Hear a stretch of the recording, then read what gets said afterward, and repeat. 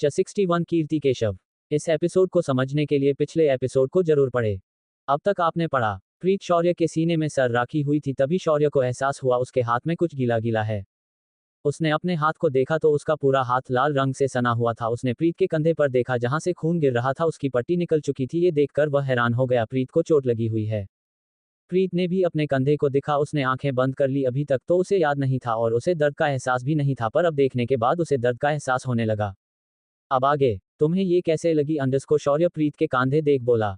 वो मुझे कांच से लग गई, अंडरस्को प्रीत धीरे से बोली। शौर्य अपने पॉकेट से रुमाल निकाला और प्रीत के कंधे पर रख दिया। यहाँ पर आगे 2 गार्ड्स बैठे हुए थे, इस कारण वो कुछ नहीं कर सकता था। उसने प्रीत का सर पकड़ा, अपने सीने से लगा लिया। वह बात नहीं सकता था, कितना डर गया था प्रीत के लिए। जब उसने उसे वैन में प्रीत को बैठते हुए देखा था, उसकी आधी जान सूख गई थी। घंटे में वह लोग रायजादा विला के ऊपर थे। टेरेस पर गार्डों ने गेट खोल शौर्य प्रीत का हाथ पकड़कर हेलीकॉप्टर से बाहर निकाला। बाहर सब लोग खड़े हुए थे और उन्हीं का वेट कर रहे थे। प्रीत ने सबको देखा, उसकी आंखों में आंसू आ गए। वह सोच भी नहीं सकती थी कि वह सबको फिर से एक बार देख पाएगी। उसने तो सिर्फ उम्मीद लगाई थी, पर यह सच हो गया। उसे तो लगा था कहीं दिल के कोने में अब वह किसी से नहीं मिलेगी।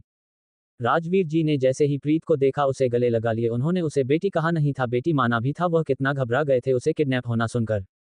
राजवीर जी प्रीत को ऊपर से नीचे देख बोले, अंडरस्को उन्होंने कुछ किया तो नहीं ना? तुम कहीं चोट तो नहीं आई ना? प्रीत ने न में सर हिला दिया। राजवीर जी का ध्यान प्रीत के कंधे पर गया जहां पर लाल लाल खून लगा हुआ था कपड़ों में। वो घबरा गए। वह जल्दी से चिल्लाते हुए बोले, अंडरस्को चलो नीचे चलो, तुम्हारी दवाई करवाने डॉक्टर को फोन करो। सब लोग नीचे चले गए। नीचे कीर्ति के रूम में प्रीत का चेकअप चल रहा था। 2 लेडी डॉक्टर आई थी उसे चेक करने के लिए। उन्होंने प्रीत की अच्छे से पट्टी की और उसे ताकत का इंजेक्शन दिया। प्रीत रूम में आराम कर रही थी, बाकी सब बाहर बैठे हुए थे हॉल में। सब ठीक है, बहू घर पर आ गई और क्या चाहिए भगवान से तुम्हें? काम करो, गरीबों में दान करवा दो, अंडरस्को दादाजी राजवीर जी को देख कहा। राजवीर जी हाँ में सर हिला दिए। शौर्य अपने रूम की तरफ जाने लगा सीढ़ियां चढ़कर। तभी राजवीर जी उसे देख बोले, अंडरस्को कौन थे वह लोग जो प्रीत को लेकर गए थे? कोई, अब कुछ नहीं होगा, अंडरस्को शौर्य बिना पलटे बोला। उसे रूम में भेज दो, अंडरस्को शौर्य पूरी सीढ़ियां चढ़कर अपनी फ्लोर पर पहुंच गया। वहां से नीचे देखकर चिल्लाते हुए बोला और डायरेक्ट रूम में चला गया। राजवीर जी कीर्ति को देख बोले, अंडरस्को कीर्ति जाओ अपनी भाभी को उसके रूम में ले जाओ, वहां पर थोड़ा आराम कर लेगी वह, और खाना भी भिजवा देना दोनों के लिए। कीर्ति प्रीत को लेने अपने रूम में चली गई। इधर शौर्य अपने रूम में आया, वो डायरेक्ट बेड पर गिर गया, अपनी आंखें बंद कर ली।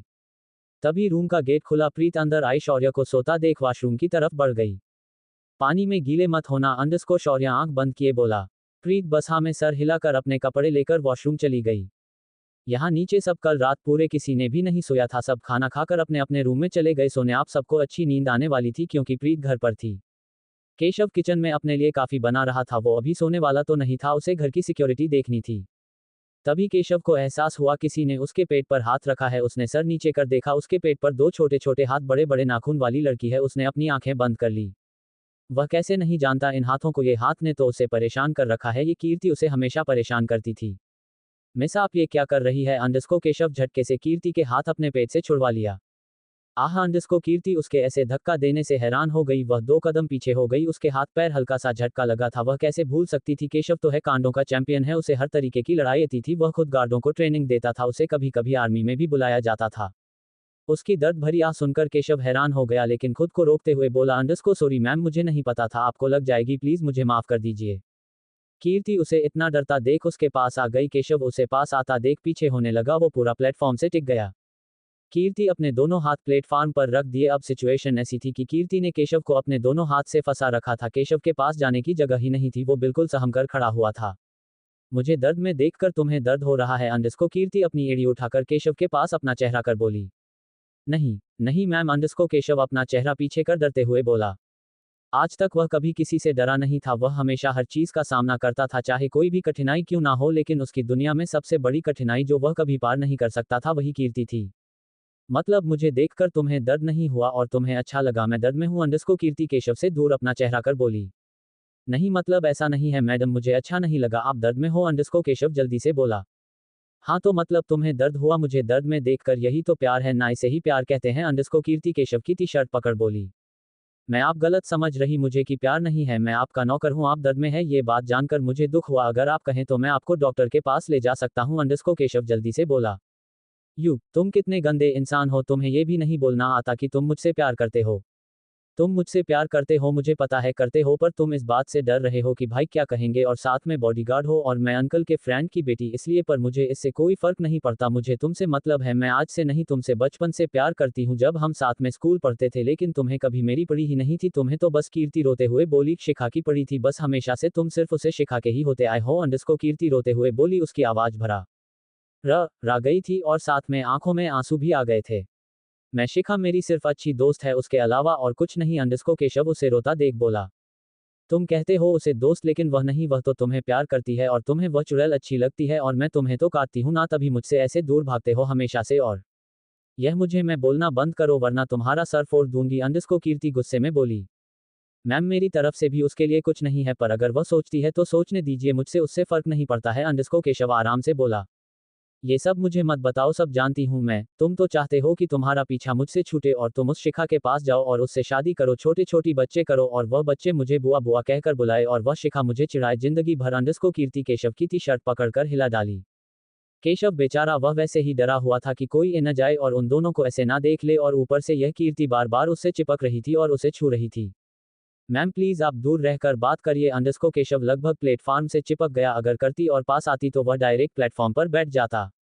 क्यों दूर रहकर बात करूं? अंडरस्को कीर्ति और केशव के पास आकर बोली। कीर्ति का सीना केशव के सीने से टच हो रहा था, केशव अनकंफर्टेबल हो रहा था। मैम प्लीज आप दूर रहकर बात करिए, अगर किसी ने हमें ऐसे देख लिया तो मैं बुरी तरीके से फंस जाऊंगा। अंडरस्को तो तुम्हें फंसने का डर है, और जो मैं बुरी तरीके से फांसी हुई हूं उसका क्या? अंडरस्को कीर्ति गुस्से में बोली, ये आदमी के लिए वह पागल है, वह इतने साल से उसके पीछे पड़ी हुई है। ऐसा नहीं है कि उसके पीछे लड़के नहीं है, दिन में 10 लड़के उसके आगे पीछे घूमते हैं, पर वह इस लड़की के पीछे पागल है, और ये लड़का उसे घास भी नहीं डालता है। जिसे आना है आ जाने दो, अगर किसी ने देख लिया तो मैं सबके सामने बोल दूंगी कि मैं तुमसे प्यार करती हूँ और तुम भी, फिर सब लोग हमारी शादी करा देंगे। अंडरस्को कीर्ति खुश होकर बोली। केशव यह पागल लड़की को देख रहा था, इस डर नहीं था क्या घर वाले देख लेंगे, लेकिन उसे बहुत डर लग रहा था वह सबको क्या जवाब देगा कि वह अपनी मलिक के बेटी से प्यार कर बैठा। वह ये नहीं कर सकता था उसे, पर इतनी हिम्मत नहीं था कि जिसका ही खाया उसकी पतल पर छेद कर दिया। कीर्ति ने तो कह दिया कि वह प्यार करती है उसे, लेकिन वह नहीं करता उससे प्यार। उसके मन में क्या है वह नहीं जानता, वह हमेशा से कीर्ति से दूर रहता ही आया और उसने उसे हमेशा से एक मैं का ओहदा दिया है। तभी दोनों की नाक में जलने की स्मेल आई, दोनों हैरानी से गैस पर देखने लगे जहां चाय जल रही थी और गंजी में कुछ भी नहीं था, पूरी चाय जल चुकी थी। केशव ने जल्दी से गैस बंद किया, कीर्ति दूर हो गई, उसे ये खाना बनना भी नहीं आता था, ना ही वह कभी किचन पर आई है। केशव ने कीर्ति को दूर होता देख उससे आराम से कहा, अंडरस्को मैडम देखिए आपका और मेरा कोई मेल नहीं है, मैं आपको पहले भी समझा चुका हूं, मैं आपसे प्यार नहीं करता हूं, मैं एक नौकर हूं आपका, आपके लिए बहुत अच्छे रिश्ते मिल जाएंगे और दुनिया में बहुत अच्छे अच्छे लड़के हैं। ओ पागल इंसान, मुझे भी पता है दुनिया में बहुत सारे लड़के हैं, लेकिन मुझे पूरी दुनिया में तुम जैसा एक पागल इंसान पसंद आया है, और मैं एक बार जो चीज़ पसंद कर लेती हूँ वह मेरी होती है, समझ में आए? और यह मेरी पसंद नहीं है कि कपड़े हैं, तुम्हें एडजस्ट कर लूँ, मेरा प्यार है और इसमें मैं एडजस्ट नहीं कर सकती हूँ। अंडरस्को कीर्ति गुस्से में बोली, उसके हाथ केशव की गर्दन पकड़ने को उठ गए थे। CH62 casino. इस एपिसोड को समझने के लिए पिछले एपिसोड को जरूर पढ़े। अब तक आपने पढ़ा। केशव ने जल्दी से गैस बंद किया, कीर्ति दूर हो गई, उसे ये खाना बनना भी नहीं आता था, ना ही वह कभी किचन पर आई है। केशव ने कीर्ति को दूर होता देख उससे आराम से कहा, अंडरस्को मैडम देखिए आपका और मेरा कोई मेल नहीं है, मैं आपको पहले भी समझा चुका हूँ, मैं आपसे प्यार नहीं करता हूँ, मैं एक नौकर हूँ आपका, आपके लिए बहुत अच्छे रिश्ते मिल जाएंगे और दुनिया में बहुत अच्छे अच्छे लड़के हैं। ओ पागल इंसान, मुझे भी पता है दुनिया में बहुत सारे लड़के हैं, लेकिन मुझे पूरी दुनिया में तुम जैसा एक पागल इंसान पसंद आया है, और मैं एक बार जो चीज़ पसंद कर लेती हूँ वह मेरी होती है, समझ में आए? और यह मेरी पसंद नहीं है कि कपड़े हैं, तुम्हें एडजस्ट कर लूँ, मेरा प्यार है और इसमें मैं एडजस्ट नहीं कर सकती हूँ। अंडरस्को कीर्ति गुस्से में बोली, उसके हाथ केशव की गर्दन पकड़ने को उठ गए थे। अब आगे मैम प्लीज आप मुझसे दूर रहा करिए। अंडरस्को केशव हाथ जोड़कर बोला, वहां से ऐसा भागा जैसे उसके पीछे कोई सांड पड़ गया हो। कीर्ति उसे भागता देख अपने पैर पटक कर मुंह बनाकर बोली, अंडरस्को इसे कब मेरी फीलिंग्स समझ आएगी? कीर्ति रूम में चली गई। प्रीत शौर्य के रूम में। प्रीत फ्रेश होकर बाहर आई, उसने ढीली मैक्सी पहन ली थी जिसमें वो अच्छे से कंफर्टेबल हो गई थी। शौर्य बेड पर बैठकर मोबाइल चला रहा था, उसने प्रीत को देखा जो दूर से खड़े होकर उसे देख रही थी। अब वही खड़े रहने का विचार है या खाना खाकर दवाई खाओगी? अंडरस्को शौर्य उसे घूरते हुए बोला। प्रीत सोफे के पास रखी टेबल पर देखने लगी जहां पर खाना रखा हुआ। प्रीत वही बैठकर खाना परोसने लगी, उसने शौर्य को देख कहा, अंडरस्को आपकी प्लेट लग गई है, खाना खा लीजिए। हाँ तुम खाओ फिर मैं खा लूंगा। अंडरस्को शौर्य बिना उसे देखे बोला, उठकर वॉशरूम चला गया। प्रीत अपना खाना खाने लगी, उसे कंधे में दर्द हो रहा था क्योंकि कांच बहुत अंदर तक गया था और जोर से लगा था जिससे हल्के से छटाके लगे थे। प्रीत थोड़ा सा खाना खाकर उठ गई, उसकी बिल्कुल हिम्मत नहीं थी वो और खाए। शौर्य वॉशरूम से बाहर निकला। प्रीत कपबोर्ड से अपना फोल्डेड बेड निकालकर बेड के पास बिछने लगी। तुम मेरे बेड पर सो जाओ, मैं दूसरे रूम में सो जाऊंगा। अंडरस्कोर शौर्य उसे बिना देखे सोफे में बैठ गया, खाना खाने लगा। आपको मेरे कारण दूसरे रूम में सोने की जरूरत नहीं है, मैं इसमें सो जाऊंगी, यह भी काफी कंफर्टेबल है। अंडरस्कोर प्रीत धीरे से बोली। क्या तुमने दावा ली अपनी? अंडरस्कोर शौर्य प्रीत को देख बोला। प्रीत सर नीचे कर ली, उसने कोई दावा नहीं ली थी। क्यों दावा क्यों नहीं ली? अंडरस्कोर शौर्य भरी आवाज में बोला। प्रीत सहम गई, वो धीरे से बोली। अंडरस्कोर दवाएं बहुत कड़वी होती है, मुझे नहीं लेनी, मैं ऐसे ही ठीक हो जाऊंगा। तुम ऐसे ही ठीक हो जाओगी? कोई जादू आता है क्या? तुम्हें जैसे मेरे घर वालों को अपने जाल में फंसा लिया है, वैसे तुम इस चोट को भी फंसा लोगी और इसे ठीक होने के लिए कहोगी और यह ठीक हो जाएगी। अंडरस्कोर शौर्य बिना कोई एक्सप्रेशन के प्रीत को देख बोला। प्रीत अपना सर झुका ली। शांति से दवाई खाओ और सो जाओ, अंडरस्कोर शौर्य चिल्लाते हुए बोला। प्रीत जल्दी से खड़ी हो गई, टेबल से दवाई उठाकर खली और फिर से लेट गई, पूरा चादर अपने चेहरे पर लगा ली। शौर्य उसे देख खाना खाने लगा। यहाँ एक क्लब में, यह इंडिया के सबसे बड़ा क्लब था, यहाँ पर आमिर बच्चे आते थे पार्टी करने के लिए, एंजॉयमेंट करने के लिए, ड्रिंक करने के लिए, अपनी सेलिब्रेशन एंजॉय करने के लिए। ये यहाँ का फेमस कसीनो, यहाँ पर लोग अपनी किस्मत आजमाते हैं, कुछ उसे सफल होते हैं तो कुछ असफल भी होते हैं, कोई अमीर से गरीब तो कोई गरीब से अमीर बनता है। इस कासीन में अलग अलग तरह के गेम होते हैं, जैसे पेट तीन पट्टी, एक गेम की जो चक्री में घूमती है वगैरह, जहाँ पर लोग ड्रिंक करने आते हैं। पूरे क्लब में जोरदार आवाज आ रही थी, डीजे की हर तरफ लाइट आती, कुछ लोग फ्लो पर डांस कर रहे थे और कुछ लोग ड्रिंक कर रहे थे। उस क्लब के ऊपर वाले फ्लो पर एक मीटिंग चल रही थी। ये कोई नॉर्मल मीटिंग नहीं थी, ड्रग्स की स्मगलिंग की डील चल रही थी। यहाँ पर सबसे बड़ा डॉन आया था यहाँ पर ड्रग्स की स्मगलिंग के लिए, और यह बात कानो कान किसी को भी खबर नहीं थी। वहीं पर नीचे एक लड़की बड़े अदब से चलते हुए कसीनो में आई। उसने ब्लैक कलर की छोटी सी स्कर्ट पहनी हुई थी और ऊपर छोटे से स्कार्फ में अपने सीने को छुपी हुई थी। वह बहुत ज्यादा खूबसूरत दिख रही थी, उसके चेहरे की खूबसूरती अलग ही बता रही थी, पर उसके चेहरे पर आंखों में मास्क लगा हुआ था जिससे उसका चेहरा पूरा दिख नहीं रहा था। आज का दिन और सबकी बर्बादी शुरू, एक एक करके सबको बर्बाद कर दूंगा, बर्बादी फैलाने आई हूं यहाँ पर। अंडरस्कोर वो लड़की धीरे से पूरे क्लब को देखकर बुदबुदाई। उसके चेहरे पर कोई एक्सप्रेशन नहीं थी, वह क्या सोच रही थी किसी को नहीं पता, पर हाँ पर वह जरूर बहुत बड़ा सोच रही थी, हर किसी की नज़र उस पर ही थी। मेरी प्रॉब्लम समझो, ऐसे दुख में मेरा मोबाइल चलाना अच्छा नहीं होगा। मैंने आज लेट चैप्टर दिया, उसके लिए सॉरी, देखना मुझे। इस एपिसोड को समझने के लिए पिछले एपिसोड को जरूर पढ़े। अब तक आपने पढ़ा, यहाँ पर सबसे बड़ा डॉन आया था यहाँ पर ड्रग्स की स्मगलिंग के लिए, और यह बात कानो कान किसी को भी खबर नहीं थी। वहीं पर नीचे एक लड़की बड़े अदब से चलते हुए कसीनो में आई। उसने ब्लैक कलर की छोटी सी स्कर्ट पहनी हुई थी और ऊपर छोटे से स्कार्फ में अपने सीने को छुपी हुई थी। वह बहुत ज्यादा खूबसूरत दिख रही थी, उसके चेहरे की खूबसूरती अलग ही बता रही थी, पर उसके चेहरे पर आंखों में मास्क लगा हुआ था जिससे उसका चेहरा पूरा दिख नहीं रहा था। आज का दिन और सबकी बर्बादी शुरू, एक एक करके सबको बर्बाद कर दूंगा, बर्बादी फैलाने आई हूं यहाँ पर। अंडरस्कोर वो लड़की धीरे से पूरे क्लब को देखकर बुदबुदाई। उसके चेहरे पर कोई एक्सप्रेशन नहीं थी, वह क्या सोच रही थी किसी को नहीं पता, पर हाँ पर वह जरूर बहुत बड़ा सोच रही थी, हर किसी की नज़र उस पर ही थी। अब आगे, उस लड़की ने ऊपर की तरफ देखा जहां पर ड्रग्स की स्मगलिंग कर रहे थे कई सारे नौजवान खड़े हुए थे वहां पर ड्रग्स लेने के लिए। ये तो आए दिन का काम था, यहाँ पर लोगों को ड्रग्स देना, ये कसीनो था ही ऐसा, यहाँ पर लोग ड्रग्स के लिए ही आते थे। वह लड़की अंदर आई, उसने एक नज़र चारों तरफ देखा और काउंटर की तरफ बढ़ गई। उसने अपनी जेब से 1000 रुपए निकले और काउंटर पर खड़े एक लड़की की तरफ बढ़ा दिए। उसे लड़के ने वह पैसे ले लिए और उसकी तरफ 2 कॉइन्स बढ़ा दिए जिस पर 500 रुपए लिखा था। वह लड़की एक टेबल के पास जाकर खड़ी हो गई जहां पर 3-4 आदमी लोग खड़े हुए थे, वह पैसे वाले लग रहे थे और वह लोग बड़ी से एक टेबल पर गोटी का कुछ खेल रहे थे। यार मुझे नहीं पता क्या होता है वो, बता दो कमेंट में। इतनी सुंदर लड़की को अपने पास खड़ा देखकर वह सारे आदमी ललचाया नजरों से उसे लड़की को देखने लगे, सबने ड्रग्स ले रखी थी। वह लड़की एक कुर्सी पर जाकर बैठ गई, उनके साथ खेलने की डिमांड करने लगी। सारे आदमी एक दूसरे को देखने लगे, एक लड़की उनके साथ खेलेगी, उनके चेहरे पर स्माइल आ गई। सब ये सोच रहे थे क्या ये लड़की खेल पाएगी, क्या इसे ये सब खेलना आता है, लेकिन शायद वह लोग नहीं जानते थे वह लड़की उनकी जिंदगी से खेल जाए फिर तो एक गेम है। लड़की ने अपने पॉकेट से कॉइन्स निकले और वही टेबल पर रख दिए। उन आदमियों को देखकर कहा, अंडरस्कोर अगर मैं जीती तो ये सब जितना यहाँ माल टेबल पर नोटों की गड्डी रखी हुई थी जो शायद किसी ने जीती थी, उन आदमियों में से रखा है वह मेरा। सारे आदमी हाँ में सारे लाती है, क्योंकि उन्हें लग रहा था वह लड़की हार जाएगी क्योंकि उसके पास कॉइन्स भी सिर्फ 2 ही थे। वह लड़की अपनी चेयर से खड़ी हो गई, उसने एक पत्ती उठाई और अपना एक 500 का कॉइन उसने एक नंबर पर रख दी। एक आदमी ने भी वही किया, पत्ती उठकर अपना एक कॉइन उसमें रख दिया। गेम चालू हुआ, सब यही कर रहे थे। इसमें 5 लोग खेल रहे थे जिसमें अकेली वही लड़की थी। 5 मिनट बाद सब लोगों की आंखें बड़ी बड़ी हो गई क्योंकि उसे लड़की ने एक बार में ही 5 लाख रुपए इकट्ठे कर लिए थे। किसी को भी विश्वास नहीं हो रहा था कि किसी लड़की जो इतनी सी है वह इकट्ठे ऐसे पैसे इकट्ठे कर लेगी। वह लड़की पूरे 5 लाख रुपए उठाकर अपने बैग में भर ली और सबको देख बोली, अंडरस्को नेक्स्ट टाइम फिर से मिलेंगे।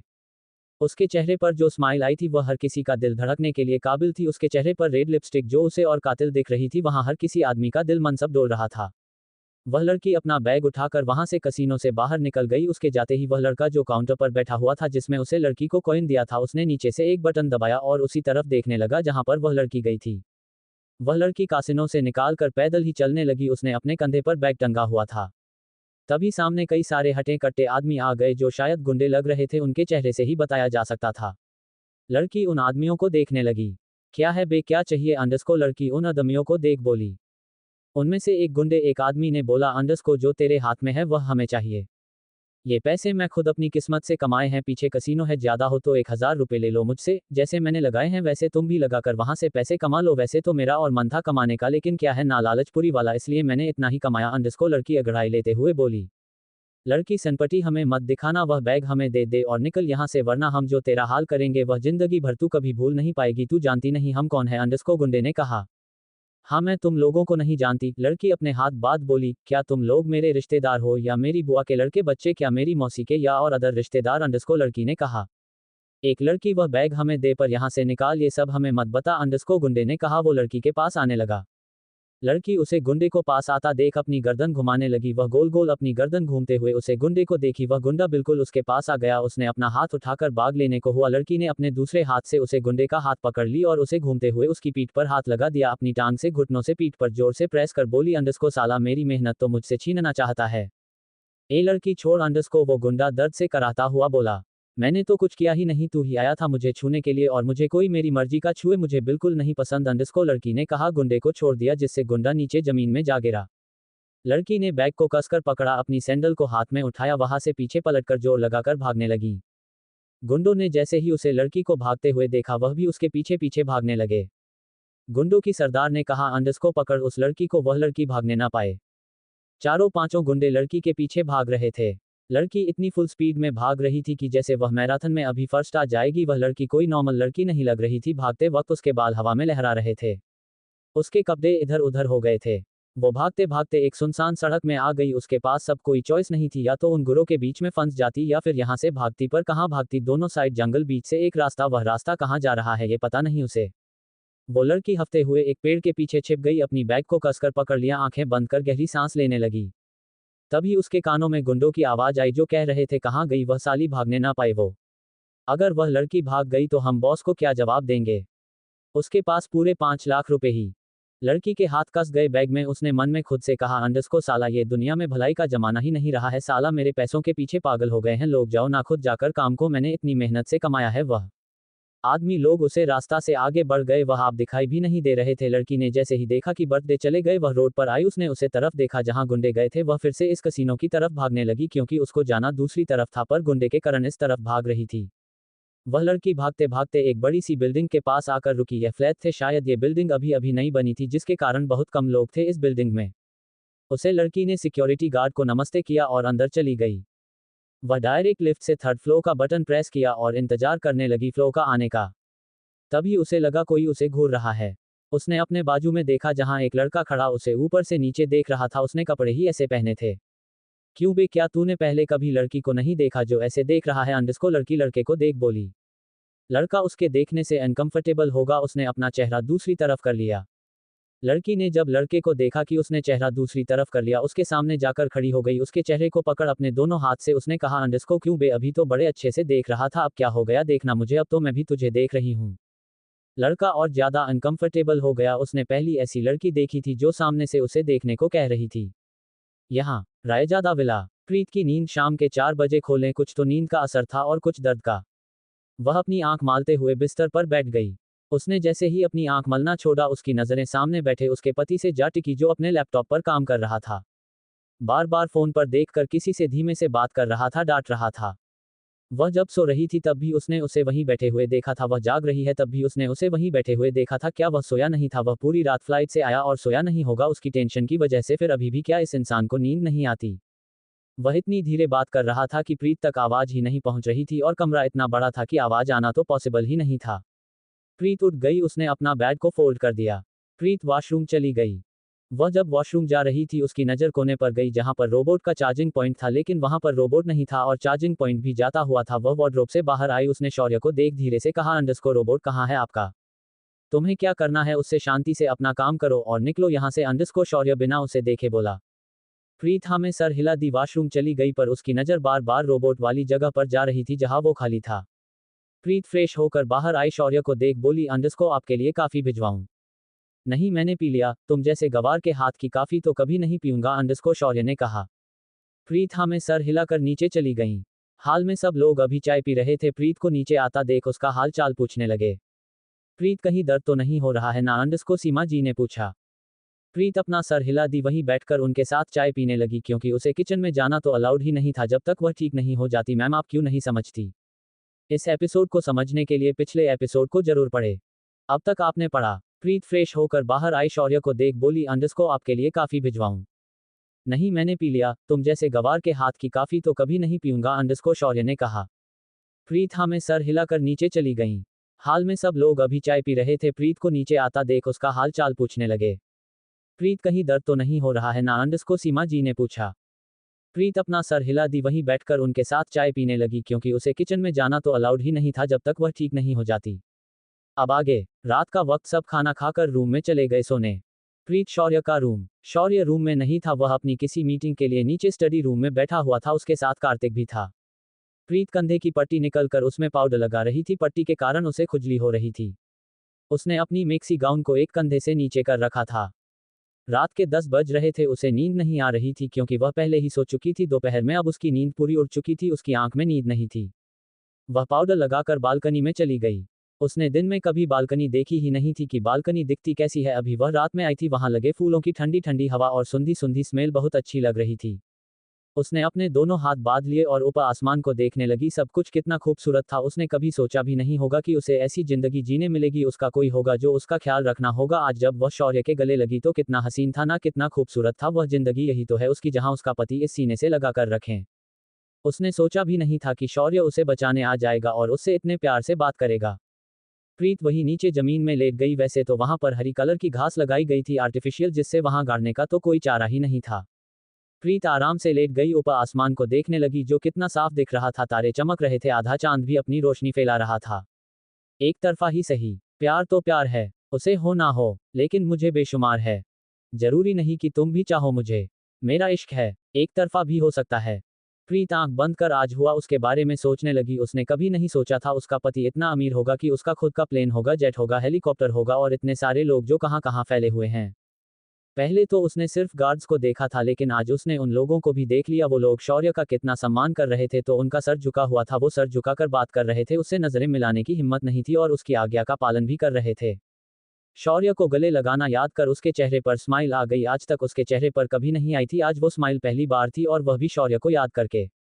प्यार किसी को जब हो जाता, भूख व्यास कम लगती है, दिल सागर की भांति लहरता, पूरी रात नींद ना आती है, जब तक उसको देख ना लें, सब सूना सूना लगता है, जब वह आंखों से दिख जाती, धड़कन बढ़ जाया करते हैं, उनका नाम दिल रटता रहता, बड़ी कल्पना दिल करता है, सामने जब वह आ जाए तो फिर जान हलक में आ जाती है, रंग रूप उसका आंखों में हरदम दिखता रहता है, मिलने की बेचैनी होती, मिलने से दिल डर जाता है। जीवन में प्यार सभी के होता, कोई प्यार समझ जाता है, कोई प्यार न समझा करता, प्यार सदा जीवित रहता है। प्रीत को धीरे धीरे वही नींद आ गई, हवा तेज हो गई थी रात होते होते। रात के 1 बजे शौर्य अपने कमरे में आया। पूरे कमरे की लाइट चालू थी, वरना रात में तो लाइट ऑफ ही रहती थी और ऑटोमेटिक चालू भी नहीं होती थी। उसने इधर उधर देखा, प्रीत कहीं भी नहीं दिखी और उसका बेड भी नहीं था। उसने वॉशरूम भी चेक किया, वॉशरूम का गेट बाहर से बंद था। उसकी नज़र बालकनी के गेट पर गई जो खुला हुआ था, उसने घड़ी में देखा, वह उसी तरफ बढ़ गया। प्रीत नीचे जमीन पर सो रही थी, बिल्कुल सुकड़ कर, ठंडी हवा चल रही थी और उसने नॉर्मल कपड़े ही पहने थे, बस उसने अपने दोनों घुटनों को अपने सीने से लगा कर रखा था और अपने दोनों हाथ से पकड़ा हुआ था। शौर्य सर हिलाकर उसके पास आ गया। वह खड़े खड़े उसे आवाज लगाते हुए बोला, अंडरस्को ए लड़की। पर प्रीत उठी ही नहीं, वो तो आराम से गहरी नींद में सो रही थी। ए लड़की उठो, अंदर जाकर सो जाओ, अंडरस्को शौर्य फिर से उसे आवाज लगा बोला। पर प्रीत कहाँ सुनने वाली थी, वह तो आराम से सो रही थी। शौर्य को गुस्सा आ रहा था, उसने दूसरी तरफ सर किया, गहरी सांस लेकर वो प्रीत को एक नजर देखा और अंदर चला गया। अंदर से एक कंबल लाकर उसे उड़ा दिया, अंदर जाकर सो गया अपने बेड में। कैसा अनरोमांटिक आदमी है, अरे उठकर उसे बेड पर तो सुला सकता था ना। यहाँ उस लड़की के जाने के बाद उसी कसीनो में ऊपर वाले फ्लोर पर ड्रग्स की डीलिंग चल रही थी और नीचे सब उस लड़की की तारीफ कर रहे थे। मैनेजर को पता चल गया था वह लड़की पैसे लेकर जा चुकी है और गुंडों को वह लड़की नहीं मिली, उस मैनेजर ने ही उन गुंडों को हायर किया था। जब भी यहाँ से कोई आम आदमी पैसे लेकर जाता जो लाख से ज्यादा होते थे, मैनेजर उनसे पैसे हड़प लेता। ऊपर ड्रग्स की स्मगलिंग चल रही थी और यह बात किसी को कानो कान खबर नहीं थी। तभी अचानक से कई सारी पुलिस उस कसीनो के अंदर घुस गई और पूरी तरीके से घेर लिया उस कसीनो को और छापा मार दिया। सब लोग ऐसे पुलिस को आता देख हैरान हो गए, क्योंकि कसीनो का मालिक पुलिस को भी अच्छा खासा पैसा खिला देता था, तो पुलिस यहाँ आती भी नहीं थी। फिर आज अचानक से क्या हो गया, पुलिस के आते ही जितने लोग थे वहां से भागने की कोशिश करने लगे, लेकिन पुलिस ने अच्छे से उन्हें गिरफ्तार कर लिया। उनकी नज़र ऊपर गई जहां पर सबसे बड़ा डॉन बैठा हुआ था और डीलिंग कर रहा था ड्रग की। वह दो वहां से भागने को हुआ, पुलिस ने पहले ही कसने को घेर लिया था चारों तरफ से, जिससे वह भाग नहीं पाया और पुलिस ने उसे गिरफ्तार कर लिया। बहुत साल हो गए तुझे ढूंढते हुए, अब हाथ लगा है तू अंडस्को, पुलिस ने उसे अच्छे से पकड़ हथकड़ी लगा बोला। डॉन घमंड में बोला, अंडस्को तुम लोग मेरा कुछ नहीं बिगाड़ सकते, क्योंकि मेरा बॉस मुझे बहुत जल्द निकाल लेगा वहां से। तेरी गलतफहमी है, क्योंकि अब तुझे वहां से कोई नहीं निकलेगा, क्योंकि अब तू डायरेक्ट ऊपर ही जाएगा। बहुत पैसा खा लिया तूने, हमारे हिंदुस्तान का बहुत उड़ लिया अपने बॉस के पैसों से, अब तुझे बताते हैं अंडस्को, एक आर्मी वाले ने डॉन को थप्पड़ मारकर कहा। डॉन हंसने लगा, उसने घमंड से अपना कर घूमते हुए बोला, अंडस्को तुम लोग कुछ नहीं बिगाड़ सकते, मेरा कुछ भी नहीं, ये दुनिया बिकाऊ है, यहाँ पर कुछ भी बिक सकता है, तुम में से कोई आदमी देखना बिक जाएगा और मुझे यहाँ से निकाल देगा। यह कोई नॉर्मल डॉन नहीं था, बहुत ही खतरनाक डॉन था, लेकिन इसका बॉस कौन था कोई नहीं जानता था, ना किसी ने आज तक देखा था। हाँ, लेकिन ये डॉन उसके इशारों पर चलता था। हिंदुस्तान का पैसा बाहर आना, ड्रग्स का अंदर आना, इंपोर्ट एक्सपोर्ट, ये कहाँ से होता था किसी को नहीं पता। कितने साल से पुलिस इनके पीछे लगी हुई थी, कितने काबिल ऑफिसर्स लगे हुए थे, पर आज ही पकड़ में आया था। सिर्फ एक के कारण किसी ने अचानक से यहाँ पर एक सिग्नल भेजो पुलिस वालों को कि यहाँ पर आज ड्रग्स की डीलिंग होने वाली है और डॉन आया है। पुलिस वाले उसे ले गए। नेक्स्ट मॉर्निंग चारों तरफ ये खबर फैल चुकी थी कि मशहूर डॉन पकड़ा जा चुका है और उसे आज कोर्ट के सामने पेश किया जा रहा है, उसे सजा दिलवाने के तौर पर। सुबह के 6:30 बजे प्रीत की नींद खुली, हल्की हल्की धूप भी आ गई थी। उसने अपनी आंखें खोली तो सबसे पहले उसकी नज़र सामने आसमान पर पड़ी, उसके चेहरे पर स्माइल आ गई। उसने इधर उधर देखा तो वह अभी भी वहीं पर थी। वो झटके से बैठ गई, उसके कंधे पर दर्द हुआ, उसने अपने कंधे को पकड़ लिया, तभी पीछे से आवाज आए, अंडस्को उठ गई हो तो अंदर आ जाओ। प्रीत पलट करेगी तो सामने शौर्य अपनी जिम के कपड़ों में था और वह शायद अभी जिम जा रहा था। शौर्य बोलकर चला गया। प्रीत उसके जाते ही जल्दी से खड़ी हो गई, उसने कंबल को देखा, वह समझ गई शौर्य ने उसे कंबल उड़ाया है। उसके चेहरे में स्माइल आ गई, आंखों के हया की लाली, उसके गाल लाल हो गए टमाटर की तरह। उसने कंबल को अपने सीने से लगा लिया, अंदर चली गई। शौर्य तो जा चुका था, वो अपने कपड़े लेकर नहाने चली गई। नीचे केशव के रूम में केशव जिम के लिए रेडी हो रहा था, उसने छोटा सा निक्कर और टी शर्ट पहना हुआ था, वो मिरर के सामने बाल बना रहा था। उसे एहसास हुआ कि कोई उसे घूर रहा है, उसने धीरे से पलट कर देखा, उसकी आंखें हैरानी से बड़ी हो गई। कीर्ति उसके बेड पर लेटी हुई थी और उसे ही देख रही थी। वह हैरान हो गया, कीर्ति उसकी लेटी पर बैठी है। कीर्ति शायद अभी अभी उठी थी और डायरेक्ट यही आ गई थी। वो केशव के तकिए को पकड़ अपनी नाक में लगा, बोली, अंडस्को आह यू स्मेल सो गुड, कब मैं तुम्हारे तकिए को छोड़कर तुम्हें करीब से स्मेल कर पाऊंगी। केशव उसकी फ्लर्टिंग स्किल्स को देखकर हैरान हो गया, ये लड़कियों से फ्लर्ट कर रही है और कैसे बात कर रही हो उससे, क्या उसे शर्म नहीं आ रही है, एक लड़के से ऐसी बात कर रही है, क्या ये लड़की उसे निमंत्रण दे रही है। केशव को याद आया कीर्ति उसके कमरे में, वह गेट की तरफ देखने लगा जो बंद था अंदर से। फिर कीर्ति कैसे आए अंदर, उसने खिड़की की तरफ देखा, खिड़की खुली हुई थी। मैम आप मेरे रूम में क्या कर रही है, अंडस्को केशव जल्दी से बोला। बस कुछ वक्त और फिर यह रूम मेरा भी हो जाएगा और तुम में हमारा रूम, फिर इस रूम में हम दोनों रोमांस करेंगे, एक दूसरे से चिपक कर किस करेंगे, अंडस्को कीर्ति तकिए को हक कर बोली। केशव ने उसके हाथ से तकिया छीन लिया, कीर्ति से बोला, अंडस्को मैम आप प्लीज यहाँ से जाए, आप अपने रूम में सपना देखिए, पर मेरे रूम से जाए, अगर किसी ने आपको मेरे रूम में देख लिया तो गड़बड़ हो जाएगी। हाँ तो हो जाने दो गड़बड़, क्या कहेंगे लोग, हम दोनों एक दूसरे से प्यार करते हैं इसलिए एक दूसरी कमरे में सो रहे थे। अंडस्को कीर्ति घुटनों के बल बैठ बोली, उसने अपने हाथ केशव के कंधे पर डाल दिए। केशव ने उसके हाथ दूर किया और उससे दूर होते हुए गुस्से में बोला, अंडस्को मैम आप समझ क्यों नहीं रही है, मैं आपसे प्यार नहीं करता हूं। दादाजी ने सुन लिया। इस एपिसोड को समझने के लिए पिछले एपिसोड को जरूर पढ़े। अब तक आपने पढ़ा। केशव ने उसके हाथ से तकिया छीन लिया, कीर्ति से बोला, अंडस्को मैम आप प्लीज यहाँ से जाए, आप अपने रूम में सपना देखिए, पर मेरे रूम से जाए, अगर किसी ने आपको मेरे रूम में देख लिया तो गड़बड़ हो जाएगी। हाँ तो हो जाने दो गड़बड़, क्या कहेंगे लोग, हम दोनों एक दूसरे से प्यार करते हैं इसलिए एक दूसरी कमरे में सो रहे थे। अंडस्को कीर्ति घुटनों के बल बैठ बोली, उसने अपने हाथ केशव के कंधे पर डाल दिए। केशव ने उसके हाथ दूर किया और उससे दूर होते हुए गुस्से में बोला, अंडस्को मैम आप समझ क्यों नहीं रही है, मैं आपसे प्यार नहीं करता हूँ। अब आगे कीर्ति को उसकी बात सुन गुस्सा आ गया। उसने केशव की कॉलर की थी शर्ट को पकड़कर खींचकर अपने ऊपर बेड पर गिरा लिया। उसके ऊपर आकर बैठ गई। यूं तुम्हारी हिम्मत कैसे हुई? अंडरस्को कीर्ति गुस्से में उसे देख बोली। केशव उसके ऐसे अचानक से हमला करने से हैरान हो गया। वह अपनी आंखें बड़ी बड़ी कर कीर्ति को देखने लगा जो उसके ऊपर आराम से बैठी हुई थी। मैं अंडरस्को केशव अटकते हुए बोला। कीर्ति ने केशव का चेहरा अपने एक हाथ से भरकर दबा दिया। उसके गालों को दबाकर उससे बोली, अंडरस्को सबके सामने तो बहुत जवान चलती है तुम्हारी, और मेरे सामने तुम्हारी जवान कहाँ चले आती है? केशव कीर्ति को हैरान से देख रहा था। इतनी सीधी साधी लड़की उसके साथ इतना बड़ा जुर्म करने में कोई हैरान नहीं होती है। अब वह कैसे बताएं उसको? उसके सामने ही जाने में वह कांपने लगता है। उसे डर लगता है उससे कहीं लड़की कुछ कर ना दे उसके साथ। जब वह अकेले कहीं पर भी उसे परेशान कर सकती है। उसे डर नहीं लगता है किसी का भी, तो अकेला रहेगा तो क्या करेगी? बोलो ना अब, इतनी आंखें बड़ी फाड़ फाड़ कर क्या देख रहे हो मुझे? अंडरस्को कीर्ति ने कहा। मैम आप प्लीज मेरे ऊपर से उतरिए, मैं आपके साथ बहुत अनकंफर्टेबल महसूस कर रहा हूं। मैम आप मेरी बात को समझिए, मैं आपके साथ रिलेशनशिप में नहीं आ सकता हूं। अंडरस्को केशव थोड़ी जोर देते हुए बोला। क्यों नहीं आ सकते हो? क्या कमी है मेरे अंदर? अंडरस्को कीर्ति आंख छोटी कर बोली। केशव वेस्ट फ्रस्ट्रेटेड हो रहा था। उसने अपना चेहरा दूसरी तरफ किया और कीर्ति से कहा, अंडरस्को मैं किसी और से प्यार करता हूं, इसीलिए मैं आपके साथ रिलेशनशिप में नहीं आ सकता। कीर्ति उसकी बात सुन हैरान हो गई। वो अचानक से उसके ऊपर से उतर गई, डायरेक्ट गेट खोलकर बाहर निकल गई। वह जैसे ही बाहर निकली सामने उसके 3 भाई खड़े हुए थे, सात्विक, मिराज और विराज। इन तीनों ने ही कीर्ति को खिड़की से अंदर भेजा था। क्या हुआ? बात हुई भाई से? अंडरस्को सात्विक उसके कंधे में हाथ रख बोला। कीर्ति कुछ नहीं बोली, डायरेक्ट अपने रूम में चली गई। मिराज कीर्ति को जाते देखा बोला, अंडरस्को इसे क्या हो गया? कितना खुश होकर गई थी, पक्का फिर से केशव भाई ने मना कर दिया होगा ऐसे तभी इतना नाराज हो गई। ये केशव भाई भी ना हमेशा हमारी बहन का दिल तोड़ते हैं। सात्विक ने कहा, अंडरस्को चलना यार, हम थोड़ा जबरदस्ती कर सकते हैं उनके साथ, यह उनकी लाइफ है, बस कीर्ति ही माना सकती है और बात कर सकती है, हम तो कुछ नहीं बोल सकते ना। सब जिम में चले गए। 9 बजे डाइनिंग टेबल में सब डाइनिंग टेबल पर बैठे हुए थे। सब अपना अपना नाश्ता कर रहे थे। शौर्य भी बैठा हुआ था और उसके बाजू में प्रीत भी बैठी हुई थी। आज चेयर खाली ही नहीं थी क्योंकि अभय और ध्रुव भी आए थे, इस कारण से बस शौर्य के बाजू में चेयर खाली थी, इसी कारण वह वहीं बैठ गई। उसे डर भी लग रहा था। उसने अपने एक हाथ की मुट्ठी बंधी हुई थी टेबल के नीचे। देखना राज, इससे ये घर जाने की जिद कर रही है और वहां से आने की जिद कर रही थी, अंडरस्को अजय जी ने कहा। सब लोग कीर्ति को देखने लगे जो सर झुकाकर बैठी हुई थी, उनकी लंच भी नहीं कर रही थी। राजवीर जी उसे देख आराम से पूछे, अंडरस्को क्या हो गया कीर्ति, क्या यहाँ पर अच्छा नहीं लग रहा है?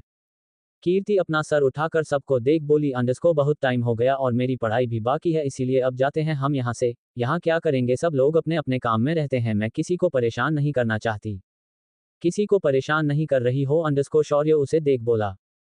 नहीं भाई, मैं अब जाना चाहती हूँ, मैं यहाँ घूमने के लिए आई थी और भाभी से मिलने के लिए उनसे मिल लिया मैंने, अब मैं घर जाऊंगी। अंडरस्को कीर्ति सर झुका बोली। उसकी आवाज में थोड़ी भर भारहट सी थी, जैसे वह रोई हो या वह रोना चाह रही हो। सबको लगा कीर्ति शायद अपने घर को मिस कर रही है और अपने दोस्तों को, यहाँ पर भी वह बोर हो जाती थी क्योंकि सब लोग रहते ही नहीं थे, शायद इस कारण किसी ने भी उसे रोकने की कोशिश नहीं की। शाम की फ्लाइट की टिकट बुक कर दी। शाम का वक्त, अजय जी, सीमा जी और कीर्ति जाने का वक्त हो गया था। हाल में सारा सामान रखा हुआ था। कीर्ति वहीं सोफे में प्रीत के बाजू में बैठी थी। क्या हो गया है, क्या मुझे नहीं बताओगे आप? अंडरस्को प्रीत कीर्ति के हाथ में हाथ रख धीरे से बोली। कीर्ति सर उठाकर प्रीत को देखने लगी। सात्विक जो कीर्ति के बाजू में बैठा हुआ था उसने धीरे से कहा, अंडरस्को भाभी अभी यहाँ पर सब है, मैं आपको बाद में बताऊंगा। कीर्ति सात्विक को देख धीरे से बोली, अंडरस्को नहीं भाई रहने दो, कुछ भी मत बताना किसी को, क्योंकि अब उस बात का कोई मतलब नहीं है। मेरा प्यार वन साइड लव ही था, वह किसी और से प्यार करता है, मैं ही पागल थी जो उसके प्यार में पड़ गई। क्या भाई किसी और से प्यार करते हैं? अंडरस्को सात्विक हैरान होते हुए बोला। उसे तो विश्वास ही नहीं हो रहा था केशव भाई। प्रीत केशव भाई सुनकर हैरान हो गई। वह इतना तो समझ चुकी थी, कीर्ति जिस इंसान से प्यार करती है वह इंसान केशव है। कीर्ति उसे देख बोली, अंडरस्को हाँ, यह उन्होंने ही बताया मुझे कि उनकी जिंदगी में कोई और लड़की है, इसीलिए मैं उनकी जिंदगी से जा रही हूँ। प्यार करना कोई हासिल नहीं होता है, प्यार वह होता है जिसमें प्यार की खुशी देखी जाती है। उनकी खुशी उस लड़की में है, तो ठीक है मैं ही चले जाती हूँ दूर। प्रीत सात्विक कुछ कहते अजय जी की आवाज आई जो कीर्ति को बुला रहे थे। अंडरस्को चलो कीर्ति, फ्लाइट का टाइम हो गया, हमें निकालना है। कीर्ति खड़े हो गई, प्रीत के गले लगा, उसे धीरे से बोली, अंडरस्को भाभी आप मेरे भाई के लिए बेस्ट चॉइस हो और मुझे पता है एक ना एक दिन भाई को आपसे प्यार जरूर होगा, देखना। प्रीत बार हल्का सा मुस्कुरा दी। प्रीत कीर्ति के सर पर हाथ फेर आराम से बोली, अंडरस्को ज्यादा परेशान नहीं होना, जो आपकी किस्मत में लिखा है वह आपको मिलकर रहेगा, शायद आपकी किस्मत में और अच्छा जीवन साथी लगाओ या कुछ और। किसी को भी उनकी आवाज सुनाई नहीं दे रही थी क्योंकि प्रीत और कीर्ति दोनों इतने धीरे धीरे बात कर रही थी कि किसी को भी आवाज नहीं आ रही। आधे घंटे में कीर्ति, अजय जी और सीमा जी जा चुके थे। पूरा घर खाली हो गया था। सात्विक, मिराज, विराज, शौर्य, राजवीर जी, अभय, ध्रुव, ये लोग उन्हें छोड़ने गए थे। प्रीत खाने की प्लेट उठा रही थी, सब लोग खाना खाकर ही गए थे। तभी केशव अंदर आया, उसने प्रीत को काम करते हुए देखा तो उसके हाथ से प्लेट लेते हुए बोला, अंडरस्को भाभी यह सब आप रहने दीजिए, आप जाकर आराम करिए, ये सब सर्वेंट कर लेंगे। प्रीत उसके हाथ से प्लेट लेकर टेबल पर रख बोली, अंडरस्को आपने डिनर नहीं किया, बैठिए खाना खा लीजिए, मैं परोस देती हूँ। नहीं भाभी भूख नहीं है, अंडरस्को केशव उसे मना करते हुए बोला। वो रूम की तरफ जाने लगा। तभी पीछे से उसने कहा, अंडरस्को कीर्ति। केशव के कदम चलते चलते अपने आप रुक गए। आप प्रीत के चेहरे में स्माइल आ गई, वही एक चेयर पर बैठ गई और केशव को देखने लगी, जो धीरे से पलट कर प्रीत को देखने लगा जो उसे ही देख रही थी। नाम सुनते ही रुक क्यों गए कदम, अंडरस्को प्रीत आराम से स्माइल कर बोली। भाभी आप जैसा समझ रही है वैसा कुछ नहीं है, अंडरस्को केशव उसके पास आकर उसे समझाते हुए बोला। उसे समझ ही नहीं आ रहा वह कैसे समझाएं प्रीत को। प्रीत खड़ी हो गई, एक चेयर खिसका उसे बैठते हुए उसके बाजू में बैठ बोली, अंडरस्को आपने मुझे अपनी बहन माना है और मैंने आपको अपना भाई, हमारा देवर भाभी से पहले भाई बहन का रिश्ता। कीर्ति जब यहाँ से जा रही थी आपके चेहरे के एक्सप्रेशन बता रहे थे कि उसका जाना आपको पसंद नहीं आ रहा है। केशव शांत हो गया, उसका सर नीचे हो गया। हाँ वह थोड़ा उदास था उसके जाने से, पर वह कैसे बताएं, किसको बताएं। प्यार करते हो अंडरस्को प्रीत केशव का चेहरा पकड़ बोली। केशव हाँ में सर हिला दिया। फिर क्यों रोक रहे हो खुद को, उसके पास जाने से या उसे पास आने से? क्यों कहा उसे आप किसी और से प्यार करते हो? प्यार तो खुश नसीब इंसान को मिलता है, अंडरस्को प्रीत उसे देख बोली। केशव प्रीत को देख बोला, अंडरस्को भाभी आपको तो पता है ना, मैं एक अनाथ हूँ, सिर्फ यहाँ का एक नौकर हूँ और वह लड़की एक राजकुमारी है। मेरे पास तो घर भी नहीं है, प्यार के लिए माँ बाप भी नहीं है, सब कुछ जो है मेरे पास वह यही है, यही परिवार है, इस परिवार का मैंने नमक खाया है बचपन से, उन्हीं के साथ मैं दगा कैसे कर दूं। तभी पीछे से एक भारी और जोरदार रौबदार आवाज आई। प्रीत और केशव दोनों डर गए क्योंकि वह आवाज को दोनों बहुत अच्छे से जानते थे। उन्होंने पलट कर देखा तो दादाजी अपनी छड़ी लेकर खड़े गुस्से में उन दोनों को ही देख रहे थे। प्रीत केशव दोनों एक दूसरे को देखने लगे और अपनी जगह पर खड़े हो गए। दोनों एक दूसरे को डर की नजर से देखने लगे, अब क्या होगा, कहीं दादाजी ने उन दोनों की बात सुन तो नहीं। बरखुरदार तुम्हारी इतनी हिम्मत हो गई, अंडरस्को दादाजी गुस्से में चलते हुए उन दोनों के पास आए। दादाजी आप, अंडरस्को केशव उन्हें गुस्से में देख शांत कर बोला। दादाजी केशव के सामने जाकर खड़े हो गए, अपने छड़ी उठाकर उसके पैर पर मरते हुए बोले, अंडरस्को तुम्हारी इतनी मजाल। दादाजी मुझे माफ कर देना, अंडरस्को केशव सर झुकाकर उनकी मार खाते हुए बोला। प्रीत डर से देख रही थी। दादाजी प्लीज शांत हो जाए, अंडरस्को प्रीत उन्हें शांत कर बोली। नहीं बहू, आज मैं इससे बात करूंगा, इसकी इतनी हिम्मत हो गई, इसने खुद को नौकर कहा, अंडरस्को दादाजी फिर से केशव को मार बोले। प्रीत दादाजी को देखने लगी। केशव भी दादाजी को देखने लगा। तुझे मैंने कभी शौर्य और किसी में फर्क किया है क्या, जो तू फर्क कर रहा है? अपने नाती को अगर मैं अपना खिला रहा हूं तो क्या वह नमक खिला रहा हूं? किसने कहा तेरा घर नहीं है, ये घर तेरा है? किसने कहा तू अनाथ है? मैं हूं अभी जिंदा, अंडरस्को दादाजी अपना सीना ठोक बोले। केशव की आंखों में आंसू आ गए। दादाजी का सस्पेंस। इस एपिसोड को समझने के लिए पिछले एपिसोड को जरूर पढ़े। अब तक आपने पढ़ा। प्रीत डर से देख रही थी। दादाजी प्लीज शांत हो जाए, अंडरस्को प्रीत उन्हें शांत कर बोली। नहीं बहू, आज मैं इससे बात करूंगा, इसकी इतनी हिम्मत हो गई, इसने खुद को नौकर कहा, अंडरस्को दादाजी फिर से केशव को मार बोले। प्रीत दादाजी को देखने लगी। केशव भी दादाजी को देखने लगा। तुझे मैंने कभी शौर्य और किसी में फर्क किया है क्या, जो तू फर्क कर रहा है? अपने नाती को अगर मैं अपना खिला रहा हूं तो क्या वह नमक खिला रहा हूं? किसने कहा तेरा घर नहीं है, ये घर तेरा है? किसने कहा तू अनाथ है? मैं हूं अभी जिंदा, अंडरस्को दादाजी अपनी सीना ठोक बोले। केशव की आंखों में आंसू आ गए। अब आगे केशव कुछ बोल ही नहीं पा रहा था।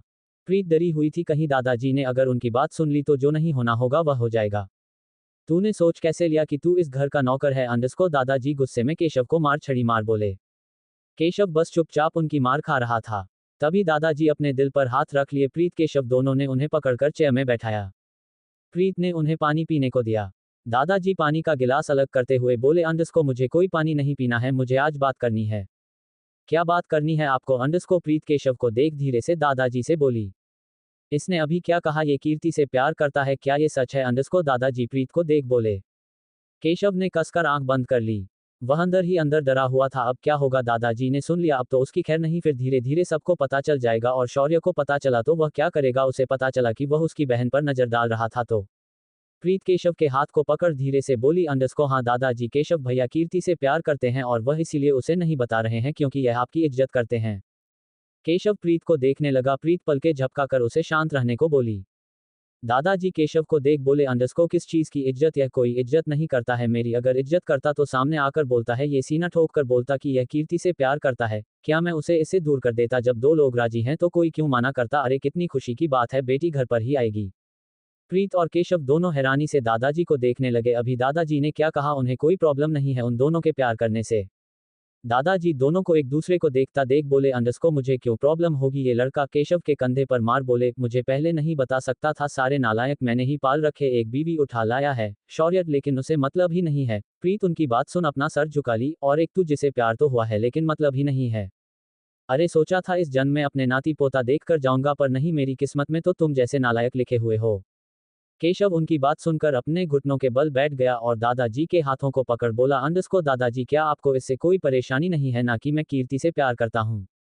अरे नहीं नालायक, मुझे क्यों फर्क पड़ेगा, मैं तो खुश हूँ कि तुझे प्यार हुआ है। अगर तू सामने से भी आकर मुझे बताता तो तुझे कोई माना नहीं करता। अंडरस्को दादाजी केशव के सर पर हाथ फेर बोले, पर अब क्या, कीर्ति तो जा रही है, आज भाई ने कह दिया उन्हें कि वह किसी और से प्यार करते हैं। अंडरस्को प्रीत दोनों को देख बोली, क्या तू नालायक? अंडरस्को दादाजी फिर से उसे छड़ी से पीठ पर जोर से मार बोले, तूने उस लड़की का दिल दुखाया, कितने साल से चल रहा है ये सब? अंडरस्को दादाजी केशव के गाल में एक चाटा लगा बोले। केशव अपना गाल पकड़ा, उन्हें देखने लगा। केशव को पता था दादाजी ने उसे प्यार से ही मारा होगा, और मारा भी तो कोई प्रॉब्लम नहीं थी, उसे उसकी गलती पर ही मारा। प्रीत अपना मुंह खोले देख रही थी।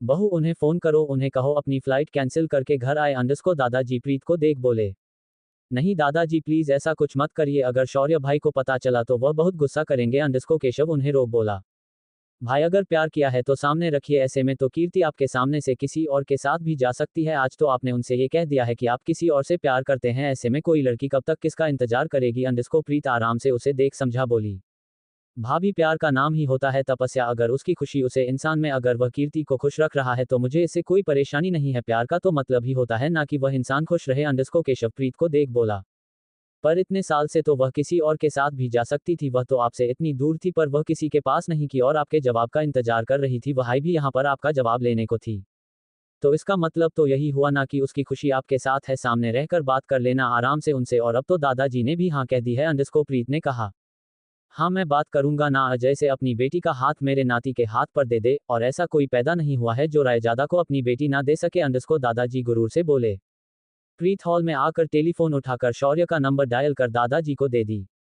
उधर से 3 रिंग जाने के बाद फोन उठ गया। दूसरी तरफ से शौर्य की रोब आवाज आए, अंडरस्को हेलो, जैसे गए हो वैसे सब के सब घर वापस आओ। अंडरस्को दादाजी भी उसी तरह बोले।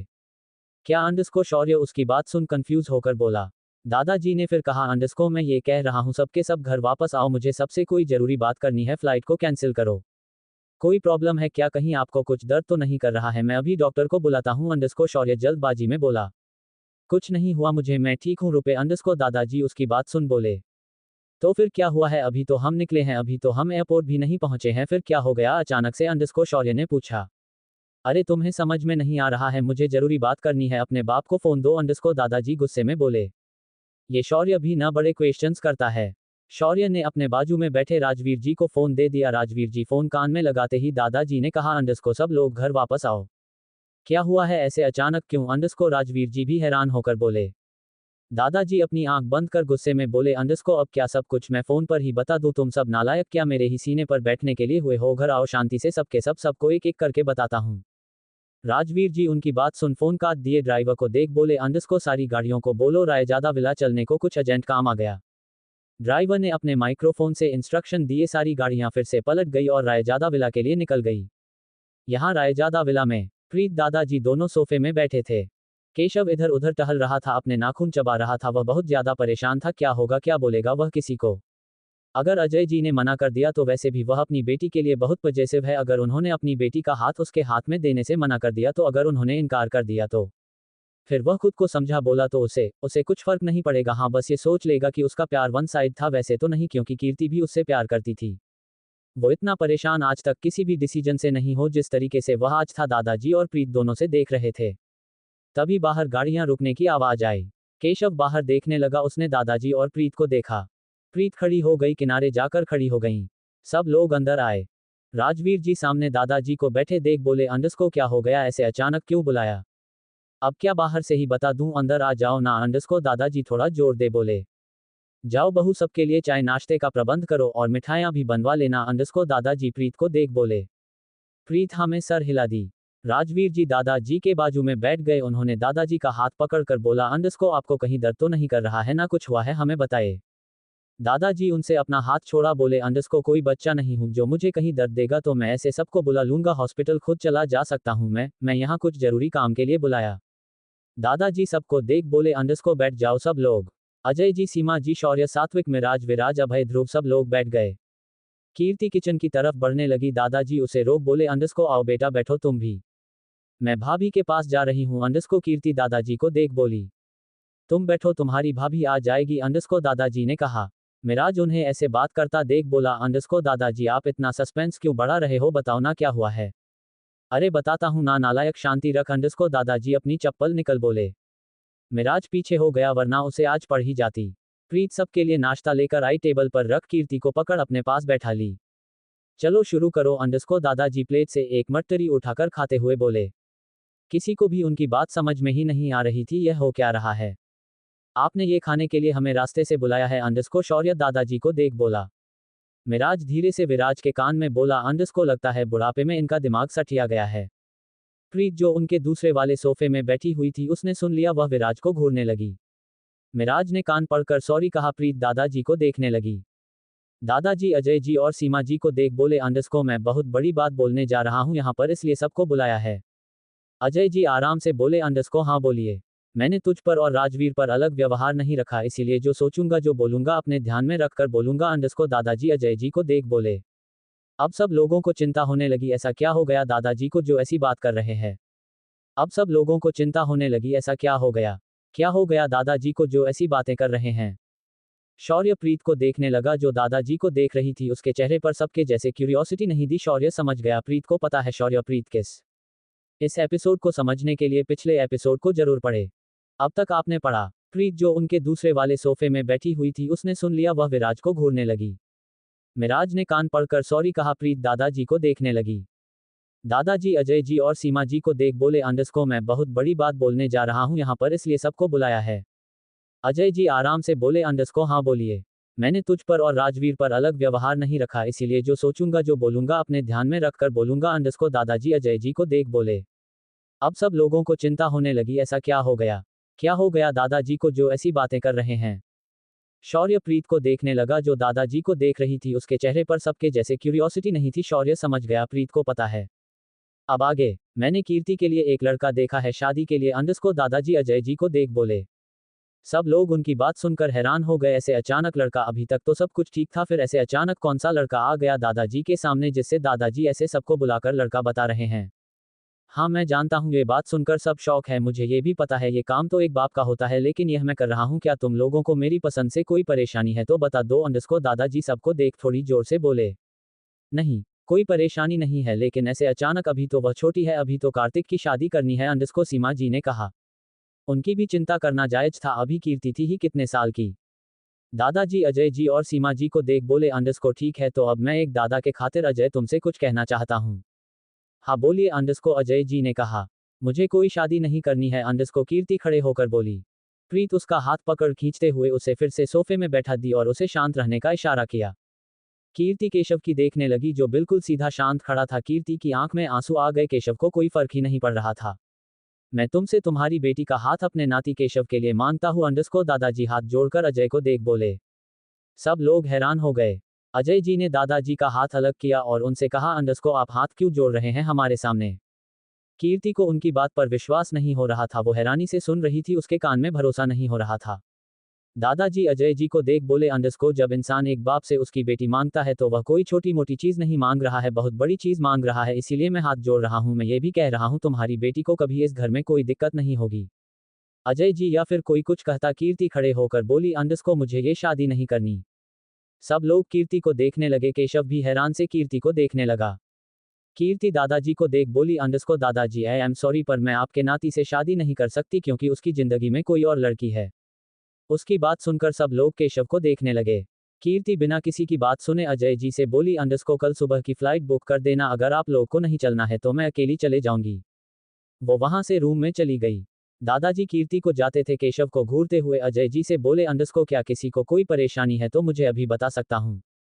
अजय जी सीमा जी को देख दादाजी से बोले अंडरस्को आप तो हमारे पूज्य है, आपने जो कुछ सोचा होगा सोच समझ कर सोचा होगा, और अगर मेरी बेटी इस घर पर आएगी तो मुझे कोई दिक्कत नहीं है, ये तो और खुशी की बात है। राजवीर अंडरस्को दादाजी राजवीर जी को देख बोले।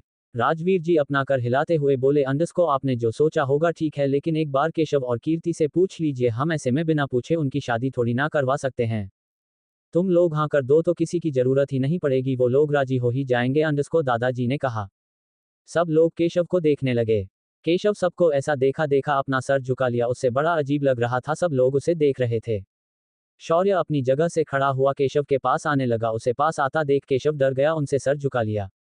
शौर्य केशव के कंधे पर हाथ रख उसके बाजू से निकल बोला अंडरस्कोर रात को ऊपर छत में मिलते हैं। केशव डर गया, उसकी बात सुनकर वह थूक निकलते हुए अपने मन में सोचा आज तो उसकी क्लास लगने वाली है, क्योंकि छत पर जाने का मतलब है पूरी गैंग आने वाली है, और आज उसकी खैर नहीं, आज वह सबसे पीटने वाला, क्योंकि अगर वह किसी को बताए ना बताएं शक तो सबको हो गया होगा, और कुछ जो बचा होगा वह सात्विक मिराज और विराज कर देंगे।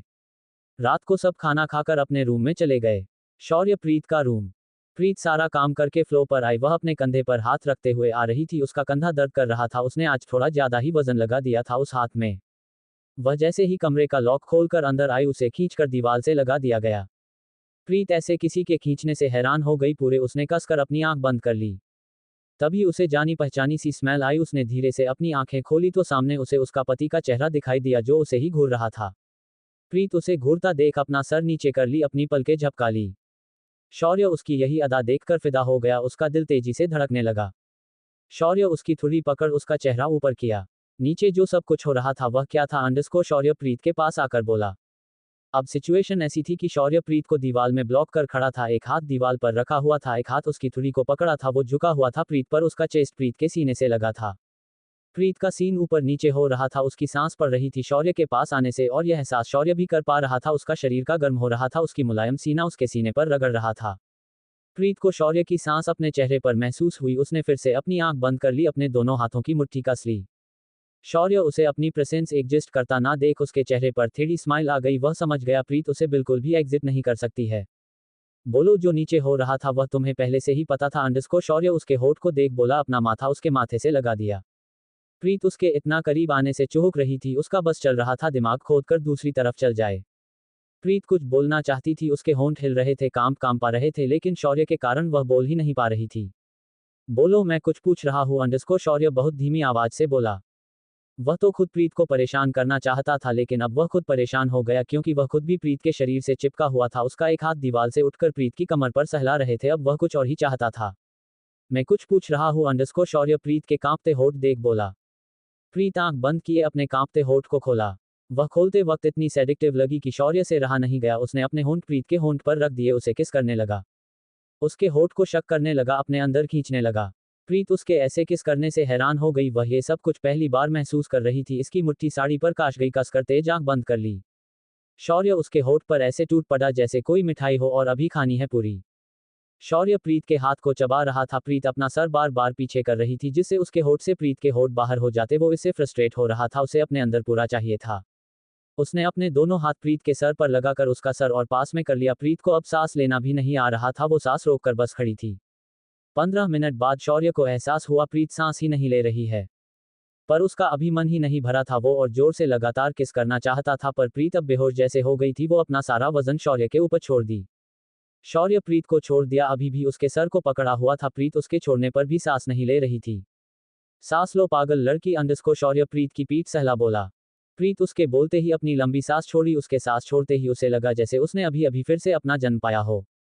शौर्य उसका हाथ पकड़ सोफे में बैठ गया, उसे अपनी गोद में बैठा लिया।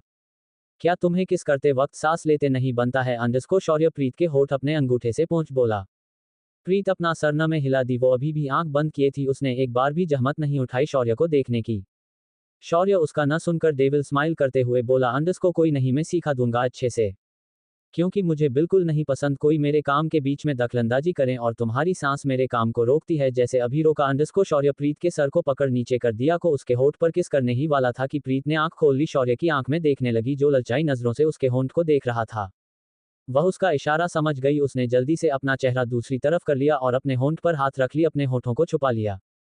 शौर्य जो अपनी पसंदीदा चीज को दूर जाता देख उसकी आंखें छोटी हो गई, वह घूर कर प्रीत को देखने लगा, जो अपना दूसरी तरफ चेहरा करके अपनी आंखें कसकर बंद करी थी। शौर्य आंख छोटी कर प्रीत को घूरते हुए उसे अचानक से गोद में उठाकर बेड पर पटक दिया, उसके ऊपर आ गया।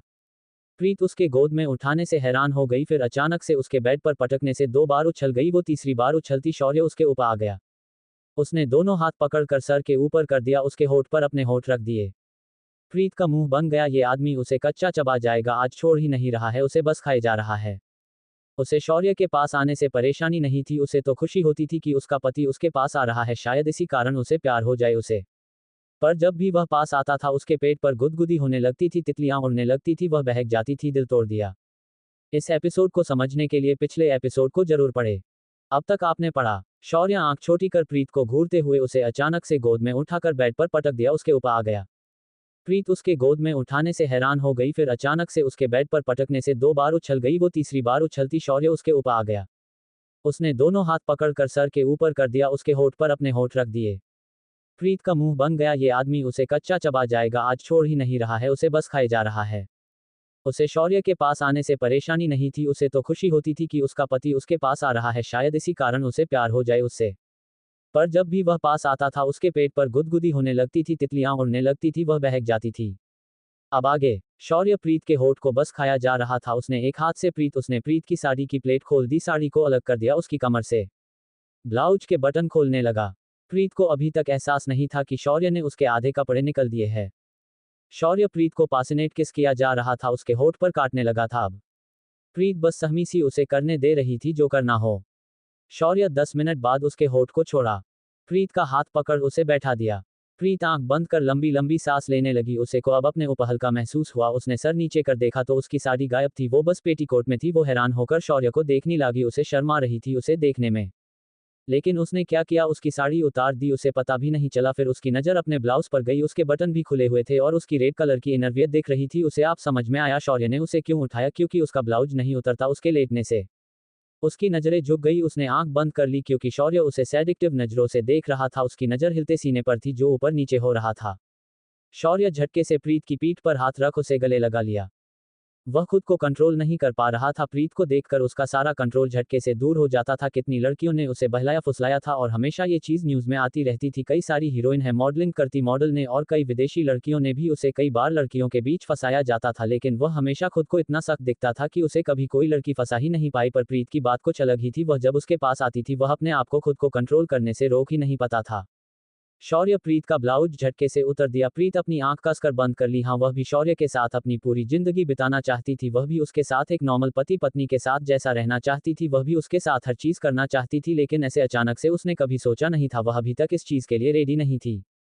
पर शौर्य से बोलने की हिम्मत ही नहीं थी उसके पास। शौर्य प्रीत के गले लगाए ही इसके गले में किस करने लगा, उसके कान को अपने मुंह में भर लिया।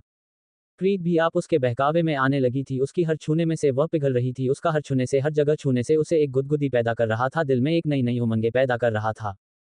प्रीत उसके सीने में सर छुपाई थी, अपनी आंख कसकर बंद की थी क्योंकि उसकी बिल्कुल हिम्मत नहीं थी शौर्य को ऐसी हालत में देख ले। शौर्य प्रीत को अलग किया, उसके चेहरे को देखने लगा जो आंख कसकर बंद की हुई थी। शौर्य समझ गया वह इन सब के लिए रेडी नहीं है। वह प्रीत के माथे पर किस करके बोला, अंडरस्को सो जाओ, मुझे बाहर जाना। प्रीत अपनी आंख खोलकर उसे देखने लगी जो प्यार से उसे देख रहा था। उसने पहली बार शौर्य की आंखों में अपने लिए प्यार देखा था, वह विश्वास ही नहीं मान सकती थी कि शौर्य उसे इतने प्यार से देख रहा था। शौर्य साड़ी उठाकर प्रीत के सीने से लपेट बोला, अंडरस्को इसे कभी और करेंगे। प्रीत को अब एहसास हुआ वो शौर्य के सामने कैसे है। उसने अपना चेहरा दूसरी तरफ कर लिया, उसका पूरा चेहरा लाल हो गया, उसकी गाल लाल टमाटर की तरह हो गए। उसने अपनी आंखें कसकर बंद कर लिया और अपनी साड़ी से अपने पूरे तन को छुपा लिया। शौर्य को उसके चेहरे को देखकर स्माइल आ गई, उसने प्रीत की थुड़ी पकड़ी और उसका चेहरा अपनी तरफ कर उसके होंठ पर एक हल्की सी किस कर बोला, अंडरस्को मैं बाहर जा रहा हूं। शौर्य बेड से खड़ा हो गया, प्रीत अभी भी वैसे ही सर झुका बैठी थी, उसने शौर्य के उठते ही कंबल खींचकर दुबक गई उसमें। शौर्य उसे यह करता देखकर हंसने लगा, वह अपनी शर्ट के बटन बंद करते हुए उसके पास आया, हल्का सा कंबल उसके चेहरे से हटा, बोला, अंडरस्को तुमने बताया नहीं, जो सब नीचे हुआ वह तुम्हें पहले से ही पता था। प्रीत उसके फिर से पास आने से रोने जैसा चेहरा बना ली। शौर्य उसके चेहरे को देखकर हंसने लगा, पहली बार इतना हंस रहा था वह भी प्रीत के सामने, वो भी किसी पागल झाली सी लड़की को देखकर। सो जाओ, कल बात करते हैं इस बारे में, अंडरस्को शौर्य ने कहा। कंबल फिर से ढककर एसी नॉर्मल किया, बाहर निकल गया। प्रीत उसके जाते ही कंबल सर से हटाया, उसने गहरी सांस ली। शौर्य के जाते अब उसे अच्छा लगा, उसने कंबल को हटाया, अपने आप को देखने लगी, हो सिर्फ इनरवियर में थी, उसका सीन अलग ही झलक रहा था। शौर्य उसके सीने को कैसा देख रहा था ये याद कर उसने अपने दोनों हाथ से अपना चेहरा छुपा लिया। वह खड़ी हुई कंबल को अच्छे से करके वॉशरूम की तरफ बढ़ गई। यहाँ शौर्य छत पर आया। छत पर काफी ज्यादा हल्ला हो रहा था क्योंकि सात्विक, मिराज, विराज तीनों वहां पर थे और वह लोग केशव को परेशान कर रहे थे, उसके गोल गोल बैठे हुए थे और उस बार बार कुछ पूछ रहे थे जो उसके सब जवाब ही नहीं दे रहा था और बार बार उन लोगों को डांट रहा था उसे ना परेशान करने के लिए। शौर्य उन तीनों को देख आराम से बोला, अंडरस्को क्या हो रहा है यहाँ पर। तीनों शौर्य की आवाज सुनकर सीधे खड़े हो गए कि सबसे दूर हो गए। भाई वो तो हम बस, अंडरस्को मिराज ने कहा। शौर्य उन तीनों को देखकर केशव को घूरने लगा और उन्हीं के पास आ गया। तीनों भाइयों ने एक दूसरे का चेहरा देखा और फिर शौर्य को देखने लगे। आज उनके भाई का मूड कुछ अलग सा लग रहा था पहले के हिसाब से। हाँ, बस उसके चेहरे पर एक्सप्रेशन नजर नहीं आ रहे थे जो पहले भी नहीं आते थे, पर मूड काफी लाइट था। शौर्य केशव के सामने आकर बैठ गया, अपने पैर पर पैर चढ़ा लिया, उसे ऊपर से नीचे घूरने लगा। केशव शौर्य को अपने सामने देखकर खड़ा हो गया, अपने दोनों हाथ को पीछे कर लिया एक अच्छे स्टूडेंट की तरह। बैठो अंडरस्को, शौर्य केशव को घूरते हुए बोला। केशव फिर से बैठ गया, उसे डर लग रहा था, सॉरी पता नहीं क्या पूछेगा उससे। शौर्य केशव से पूछा, अंडरस्को कब से चल रहा है ये सब। अरे भाई मैं बताता हूँ कब से चल रहा है अंडरस्को, मिराज उचकते हुए शौर्य की बाजू वाली चेयर में बैठ गया, अपने दोनों पैर ऊपर कर। सब लोग उसे बंदर जैसे हो सकते देख हैरान हो गए, इतनी तेजी सोचता था। पर मिराज सब कुछ छोड़कर उसने शौर्य को देख कहा, अंडरस्को ये सब न कॉलेज टाइम से चल रहा है। कॉलेज टाइम से सुनकर सब लोग घूर कर केशव को देखने लगे। इसका कॉलेज टाइम से चल रहा है और उन लोगों को पता भी नहीं। केशव अपने हाथ हिलाते बोला, अंडरस्को नहीं भाई, मेरे साइड से कुछ भी नहीं था। फिर सब लोग मिराज को देखने लगे। मिराज बात सुधार बोला, अंडरस्को अरे मेरा मतलब है कि यह सब कीर्ति की तरफ से था, केशव भाई की तरफ से नहीं था, क्योंकि केशव भाई तो आपकी शौर्य की तरफ हाथ दिखाकर तरह गए बनना चाहते थे। सब लोग अपना मुंह बंद करके हंसने लगे। वह लोग तेज हंसना चाहते थे लेकिन शौर्य के सामने हंस नहीं पा रहे थे क्योंकि शौर्य उनकी टांगे तोड़ देता। शौर्य मिराज को घूरने लगा और बाकी सबको भी उसने एक एक बार बड़ी बड़ी आंख सबको दिखाई। अरे मतलब मेरा भाई ये था कि वह आपकी तरह बनना चाहते थे, एक सख्त इंसान, एक सख्त लड़का, इसलिए वह हमेशा कीर्ति को माना करते थे कि वह उससे प्यार नहीं करते हैं, पर कीर्ति मानती ही नहीं थी। वह आती ही यहाँ पर केशव भाई को मनाने के लिए थी, पर ये ठहरे सख्त इंसान, इन्हें तो फर्क ही नहीं पड़ा बेचारी कीर्ति पर। अंडरस्को मिराज सर हिला, बोला केशव को ऐसे देखने लगा जैसे वह कोई गंदी चीज हो। शौर्य केशव को घूरने लगा। केशव शौर्य को देखता देख बोला, अंडरस्को भाई मैं हाँ मैं, बोलो मैं सुन रहा हूँ। अंडरस्को शौर्य अपनी तुड़ी पर हाथ टिका केशव को देख बोला, वो भाई। अंडरस्को केशव शौर्य से डरते हुए बोला, वो अटक रहा था। क्या हुआ, तुम्हारी जुबान चली गई, क्यों नहीं खुल रही है? चलो ठीक है मैं ही बता देता हूँ, तुम क्यों कीर्ति को ना बोलते थे? अंडरस्को शौर्य ने आराम से कहा। चेयर से खड़ा हो गया। शौर्य ग्रिल के पास चला गया, ग्रिल में दोनों हाथ टिकाते हुए नीचे पहरा दे रहे गार्ड्स को देख बोला, अंडरस्को तुमने कभी हमें अपना भाई माना ही नहीं है, तुमने हमेशा खुद को इस घर का नौकर ही समझा है, तुमने हमेशा इस घर को एक ऐसे नजरिया से देखा है कि यह घर बस तुम्हें एक वह घर दिखता है जो तुम्हें बचपन से पल रहा। नहीं भाई ऐसा नहीं है। अंडरस्को केशव सर झुकाकर खड़ा हो बोला। शौर्य की कुछ बात सच थी और कुछ बात गलत थी। उसने हमेशा से सबको अपना भाई माना है, सबको अपना परिवार समझता था, बाकी वह सबसे बहुत प्यार करता था, वह सबके लिए अपनी जान भी हाजिर कर देता था। तभी तो उसने सब कुछ छोड़कर शौर्य की सिक्योरिटी देखी, वरना उसे सिक्योरिटी तो मिल ही नहीं रही थी, उसे तो शौर्य का पीए बनने को मिल रहा था या फिर कंपनी का मैनेजिंग डायरेक्टर। तो तूने क्यों नहीं बताया हमें कि तेरे दिल में कीर्ति के लिए प्यार है? तुझे क्या लगता है कि मुझे कुछ पता नहीं चलेगा? मुझे तो कब से पता है, कीर्ति ने मुझे कब का बता दिया था, पर मैं तेरे इंतजार में था, तू कब मेरे सामने आकर यह बात कहेगा? अंडरस्को शौर्य पलटकर केशव को देख बोला। केशव हैरान होकर शौर्य को देखने लगा। शौर्य उससे अपना चेहरा फेरते हुए बोला, अंडरस्को तूने आज मेरे सारे भरोसे पर पानी फेर दिया। केशव शौर्य की बात सुन उसके पैर पर घुटनों के बल बैठ गया। वो हाथ जोड़ बोला, अंडरस्को नहीं भाई ऐसा मत कहो, मैं बताना चाह रहा था पर बताने की हिम्मत नहीं हो रही थी। वह इस घर की बेटी है, आपने उसे अपनी बहन माना है, मैं कैसे बता देता आपको? और वह कार्तिक की बहन है, मैं अपने दोस्त के साथ कैसे दगा करता? पर तूने यह नहीं सोचा कि अगर तू हमें बता देता तो क्या हम तुझे गलत समझते? पर तूने ये ना बात कर हमारा दिल तोड़ दिया, अंडरस्को अभय ने कहा। केशव सर झुका लिया, कल रात में बच गई। इस एपिसोड को समझने के लिए पिछले एपिसोड को जरूर पढ़े। अब तक आपने पढ़ा, तेरे इंतजार में था, तू कब मेरे सामने आकर यह बात कहेगा? अंडरस्को शौर्य पलटकर केशव को देख बोला। केशव हैरान होकर शौर्य को देखने लगा। शौर्य उससे अपना चेहरा फेरते हुए बोला, अंडरस्को तूने आज मेरे सारे भरोसे पर पानी फेर दिया। केशव शौर्य की बात सुन उसके पैर पर घुटनों के बल बैठ गया। वो हाथ जोड़ बोला, अंडरस्को नहीं भाई ऐसा मत कहो, मैं बताना चाह रहा था पर बताने की हिम्मत नहीं हो रही थी। वह इस घर की बेटी है, आपने उसे अपनी बहन माना है, मैं कैसे बता देता आपको? और वह कार्तिक की बहन है, मैं अपने दोस्त के साथ कैसे दगा करता? पर तूने यह नहीं सोचा कि अगर तू हमें बता देता तो क्या हम तुझे गलत समझते? पर तूने ये ना बात कर हमारा दिल तोड़ दिया, अंडरस्को अभय ने कहा। केशव सर झुका लिया। अब आगे कार्तिक वहां से जाने लगा। सात्विक उसे रोकते हुए बोला, अंडरस्को भाई आप कहाँ जा रहे हो? कार्तिक बिना पलटे बोला, अंडरस्को यहाँ पर अपना कोई है ही नहीं, इसीलिए यहाँ से जा रहा हूँ, मेरा यहाँ रहना कोई मतलब का नहीं है। यार कार्तिक रुकना, अंडरस्को केशव खड़ा हो गया, उसे देख बोला, यार मत बोल, मैं तेरा कोई यार नहीं, मैं तो उस लड़की का भाई हूँ जिस लड़की से तू प्यार करता है, और तू मेरे डर से इन सबको बता नहीं रहा था। अंडरस्को कार्तिक गुस्से में केशव को देख बोला। मैंने इसलिए नहीं बताया क्योंकि कौन भाई ये सुन लेगा, अंडरस्कोर केशव ने कहा। हमारे बीच कभी भी कुछ नहीं रहा, कुछ नहीं छुपा, कुछ भी नहीं, हमेशा से हमने हर चीज अपने सामने रखी है। तूने इन तीनों, सात्विक, मिराज, विराज की तरफ इशारा कर को बता दिया ये नालायकों को, पर हमें नहीं बताया, हम तो तेरे बचपन के यार हैं ना, अंडरस्कोर कार्तिक ने कहा। सात्विक, मिराज, विराज तीनों का मुंह बन गया। मैंने इन तीनों नालायकों, उन तीनों को इशारा कर को कुछ नहीं बताया है, इन तीनों को शायद कीर्ति ने बताया है, अंडरस्कोर केशव जल्दी से बोला। मिराज खड़े होकर सबको देख बोला, अंडरस्कोर अरे नालायक, नालायक क्या कर रहे हो, अच्छे से बोलो ना, बार बार हमारी बेइज्जती करते रहते हो।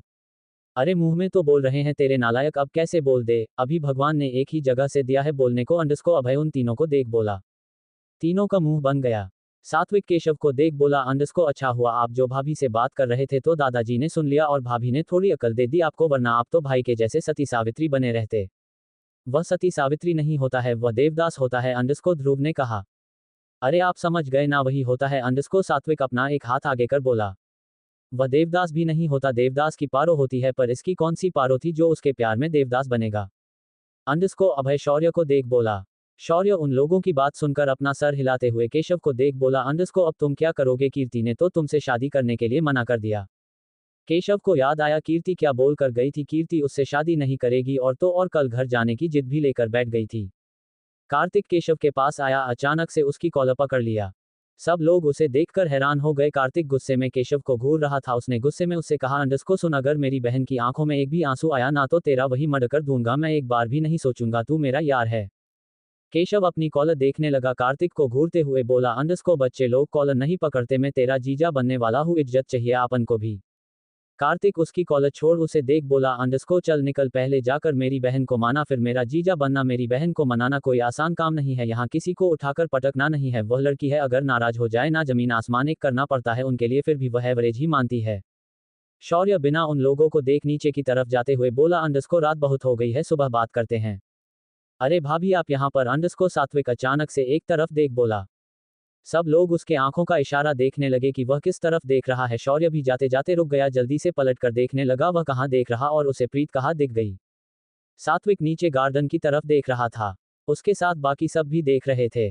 शौर्य अपने लंबी कदम लेकर उन्हीं के पास आया और नीचे झांकते हुए बोला, अंडरस्कोर इस लड़की को मैंने सोने को कहा था और ये लड़की यहाँ पर घूम रही है। शौर्य पूरे गार्डन में नजर फेरने लगा पर उसे प्रीत कहीं भी दिखाई नहीं दी, तभी उसे सात्विक के हंसने की आवाज आई। वह समझ गया सात्विक उसके साथ मजाक कर रहा था। वो पलटकर सात्विक को घूरने लगा।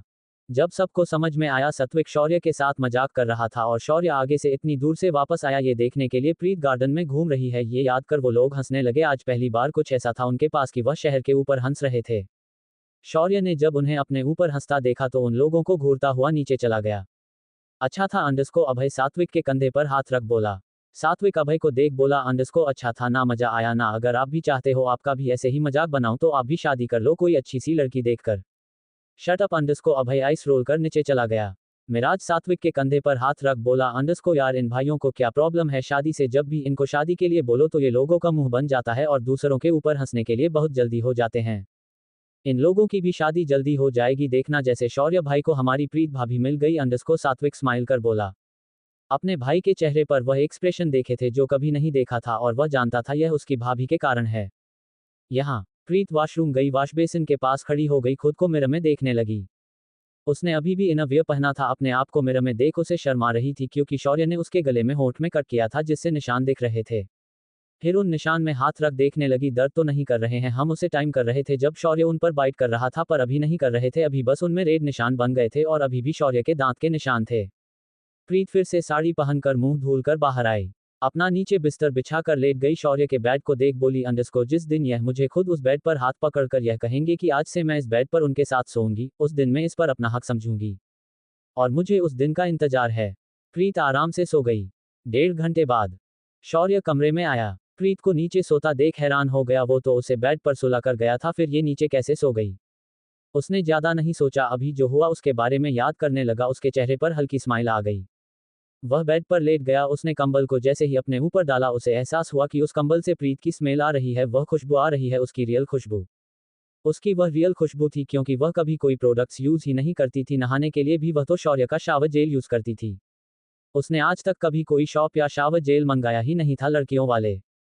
शौर्य उस खुशबू को सूंघते सूंघते सो गया। उसे एहसास ही नहीं था कि उसके अंदर क्या एहसास है प्रीत के लिए और वह क्या सोच रहा है, उसके साथ कर क्या रहा है। वह मुस्कुरा रहा है जो कभी नहीं मुस्कुराया, जिसे किसी से मतलब नहीं था, वह अब उसके छूने से, उसके देखने भर से एहसास में जाग जाता है। नेक्स्ट मॉर्निंग, सूरज अपनी रोशनी फैला रहा था। आसमान में चिड़िया अपने घर से निकल चुकी थी दाना चुनने के लिए और अपनी चहचहाहट से लोगों को जाग रही थी। सुबह के 7 बजे, प्रीत शौर्य के कमरे में। प्रीत नहाकर बाहर निकली। उसने येलो कलर की प्रिंट साड़ी पहनी थी, इसमें रेड कलर के फ्लावर्स बने हुए थे बॉर्डर में। अब उसे साड़ी पूरी प्लेन थी। आज संडे था, उसे कॉलेज जाना ही नहीं था और अभी उसने डिसाइड किया था वह हफ्ते में से 3 दिन कॉलेज जाएगी बस। बालों को जुड़ा करने लगी मिरर के सामने खड़े होकर। उसकी नज़र गले पर गई जहां पर उसके निशान अब नीले पड़ गए थे। हे राम अंडरस्को प्रीत उन निशान को छूकर घबराते हुए बोली। क्या हुआ ऐसे सुबह सुबह, क्या चीख रही हो? अंडरस्को शौर्य जिम के कपड़े पहनकर बाहर निकला। आज दोनों ही लेट हो चुके थे। शौर्य आज पहली बार लेट उठा था, शायद प्रीत की खुशबू के कारण, वरना उसकी नींद तो जल्दी ही 5 बजे खुल जाती थी, कभी कभी तो 4 बजे। प्रीत उसकी बात सुन अपना सर झुका ली, अपना जुड़ा खोलकर बाल सामने कर ली। उसे शर्म आ रही थी शौर्य को ये दिखाने में भी। उसके गाल लाल होने लगे। वो सहमकर सिमटकर खड़ी हो गई। शौर्य उसे इतना शर्मा आता देख उसके पास आ गया। उसके पीछे खड़े होते हुए मिरर में उसको देख बोला, अंडरस्को क्या हो गया है? अभी तो चीख रही थी, अब बोल क्यों नहीं रही हो? कुछ नहीं, बस ऐसे ही अंडरस्को। प्रीत अपना सर नीचे कर बोली। वहां से निकलने के लिए हुई, पर शौर्य ने उसका हाथ पकड़ लिया और उसे अपने सामने कर दिया। क्या हुआ बोलो अंडरस्को? शौर्य उसके दोनों कंधे आराम से पकड़ बोला।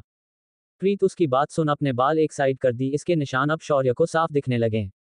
शौर्य ने जब वह निशान देखे उसके चेहरे पर स्माइल आ गई। प्रीत उसके चेहरे को देखने लगी। वो कितना हैंडसम लग रहा था स्माइल करते हुए। उसने पहली बार उसे स्माइल करते हुए देखा था, वह भी इतना कातिल कि कोई लड़की वही फ्लैट हो जाए उसे देखकर। उसे अब समझ आ रहा था क्यों इतना खड़ूस बना रहता था। वो क्यों स्माइल नहीं करता, क्योंकि लाखों लड़कियां उसके स्माइल पर फिदा हो जाएंगी। प्रीत अपना हाथ उठाकर शौर्य के होठ पर रख दिए। शौर्य अपने होठ पर उसका हाथ देख अपनी आईब्रो ऊपर कर अपना मुंह खोल दिया और प्रीत की 2 उंगली अपने मुंह में डालकर दांत से काट ली। आह मम्मी अंडरस्को प्रीत दर्द से पैर पटकने लगी। शौर्य उसकी उंगली छोड़कर पकड़कर फूंक मरने लगा। उसके चेहरे में अभी भी स्माइल थी। प्रीत इसे स्माइल करता देख चिढ़ गई, अपना हाथ छुड़ा उससे दूर होकर बोली, अंडरस्को रात में यहाँ पर काट काट के निशान बना दिया और अब उंगली काट दी और अभी हंस रहे हो?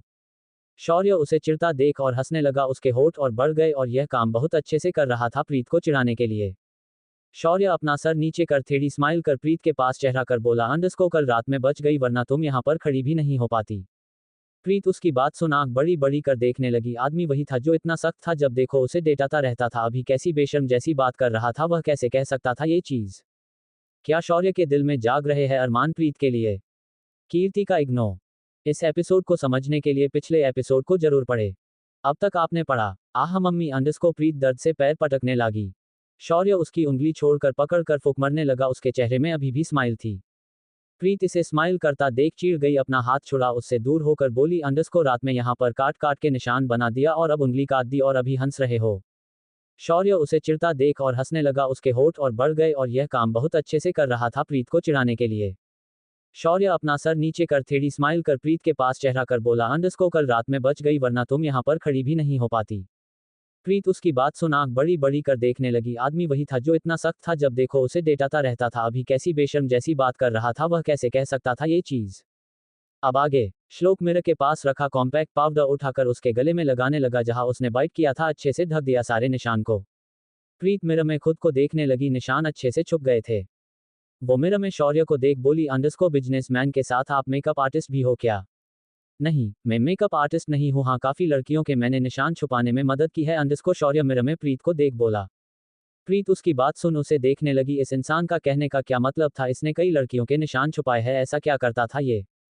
शौर्य नहाने जाने लगा। उसे अब जिम जाना व्यर्थ ही लग रहा था, इसीलिए उसने नहाने का सोचा। वह वॉशरूम तक गया ही था कि उसे प्रीत की आवाज सुनाई दी, जो कह रही थी, अंडरस्को कितनी गर्लफ्रेंड रह चुकी हैं आपकी जिनके साथ आप ये सब कर चुके हैं? उसकी आवाज में साफ नाराजगी दिखाई दे रही थी। आज पहली बार उसने ये सवाल किया था और उसकी आवाज भी काफी तेज भी थी। वह पूरे हक से उससे पूछ रही थी। उसके हाथ बंधे हुए थे और वह शौर्य को ही घूर रही थी। आज उसकी आंखों में कोई इनोसेंस नहीं दिख रही थी। आज वह पूरे अपने पत्नी वाले अवतार पर थी।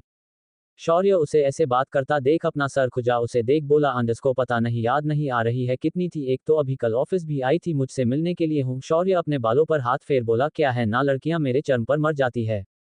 प्रीत उसकी बात सुनकर हैरान हो गई। वह ऐसी बात करो जैसे कोई कॉलेज लड़का और अपनी गर्लफ्रेंड को पता रहा हो और यह बता रहा हूं कि कॉलेज की सारी लड़कियां उसे पर मरती है। वह जानती थी शौर्य बहुत हैंडसम है और एक अच्छा खासा बिजनेसमैन है, उसके पीछे लड़कियां मरती होगी, लेकिन वह अपनी पत्नी को बता रहा है, अपनी पत्नी को कोई लड़की को नहीं बता रहा है। वह ऑब्वियसली वह जेलेस होगी और वह जेलेस हो रही थी। अब समझ में आया, तभी तो आपको मुझ में इंटरेस्ट क्यों नहीं है, तभी मैं आपको गवार क्यों लगाती हूँ, क्योंकि वह लड़कियां तो मर रही है आपके पास आने के लिए। अच्छा है मर ही जाए, दोबारा मेरे करीब मत आना, उन्हीं के पास जाकर उन्हीं से बात करो। अंडरस्को प्रीत गुस्से में अपनी नाक फुला बोली। अपना साड़ी का पल्ला ठीक कर वार्डरोब से बाहर निकल गई। उसके निकलते ही शौर्य के चेहरे में स्माइल आ गई। उसे बड़ा मजा आ रहा था प्रीत को चिढ़ाने में, पता नहीं क्यों पर उसे उसका साथ अच्छा लग रहा था, बहुत अच्छा लग रहा था। शायद उनका रिश्ता सुधार रहा था, शायद शौर्य के मन में प्रीत के लिए कुछ एहसास जाग रहे थे। प्रीत नीचे आई, भून भूनते हुए सब लोग चाय नाश्ता कर रहे थे। हॉल में ही कोई भी आज डाइनिंग टेबल में नहीं बैठा था। गुड मॉर्निंग भाभी, अंडरस्को मिराज खड़ा होकर प्रीत के सामने हाथ फैला बोला। प्रीत धीरे से खुद में बोली, अंडरस्को कही कि गुड मॉर्निंग, सारा दिमाग खराब हो गया। मिराज अपनी भाभी को ऐसे बड़बड़ाता देख उसके बाजू में जाकर कान लगाते हुए बोला, अंडरस्को भाभी कुछ सुनाई नहीं दे रहा है, अपने मन में क्या कहा। प्रीत उसके पास आने से अपना चेहरा दूर कर बोली, अंडरस्को मैंने कुछ नहीं कहा, बस गुड मॉर्निंग बोला। सीमा जी मिराज को देख डांटते हुए बोली, अंडरस्को सुबह सुबह से उसे परेशान करने चला गया। शांति आकार, नाश्ता कर आओ प्रीत, तुम भी नाश्ता करो। प्रीत हाँ में सर हिलाकर वही बैठ गई। दादाजी प्रीत को देख बोले, अंडरस्को क्या अभी तक शौर्य नहीं उठा है, आज उसे इतनी देर कैसे हो गई। अरे क्या बात कर रहे हो दादाजी, भाई और सो रहे होंगे, हो ही नहीं सकता, मुझे लग रहा है वह संडे वाले दिन भी ऑफिस चले गए होंगे, वह इतनी देर तक कभी सोते हैं क्या। अंडरस्को मिराज उनके बीच में बोला। प्रीत अपना सर न में हिलाते हुए बोली, अंडरस्को वह नहाने गए हैं। अच्छा भाई ने भी तक नहाया नहीं है, अभी तक वह रूम से बाहर नहीं निकले हैं। वॉट भाई इतना देर कब से तक सोने लगे। अंडरस्को मिराज खड़ा होकर अपने मुंह में हाथ रख बोला। सब लोग उसकी पागल वाली हरकत देख रहे थे।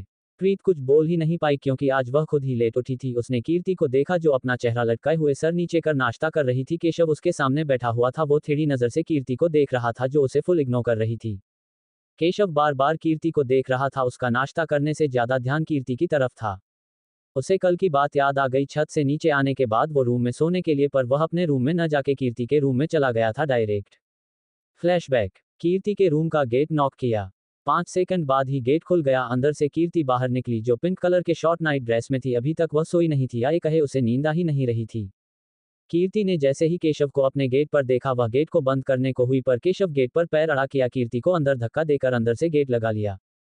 कीर्ति उसे अपने रूम में आता देख हैरान हो गई। उसने उसे चिल्लाते हुए कहा, अंडरस्को मेरे रूम में आने की हिम्मत कैसे हुई।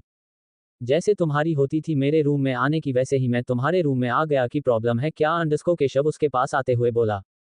कीर्ति उसे पास आता देख वही खड़ी हाथ बंधे बोली, अंडरस्को पहले हमारे बीच कुछ था, मैं तुमसे प्यार करती थी, अब मैं तुमसे प्यार नहीं करती क्योंकि मेरी आंखें खुल गई है, तो अब तुम्हारा मेरा कुछ भी नहीं है, तो जाओ इधर से वरना मैं चिल्लाकर भाई को बुलाऊंगी। ऐसा क्या हो गया जिससे तुम्हारी आंखें खुल गई। अंडरस्को केशव उसके पास आकर खड़ा हो गया।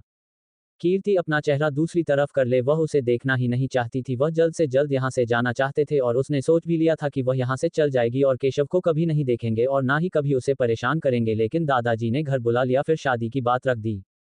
कीर्ति हाथ बंधे केशव को देख बोली, अंडरस्को ओह अब समझ में आया आप यहाँ पर क्यों आए हो।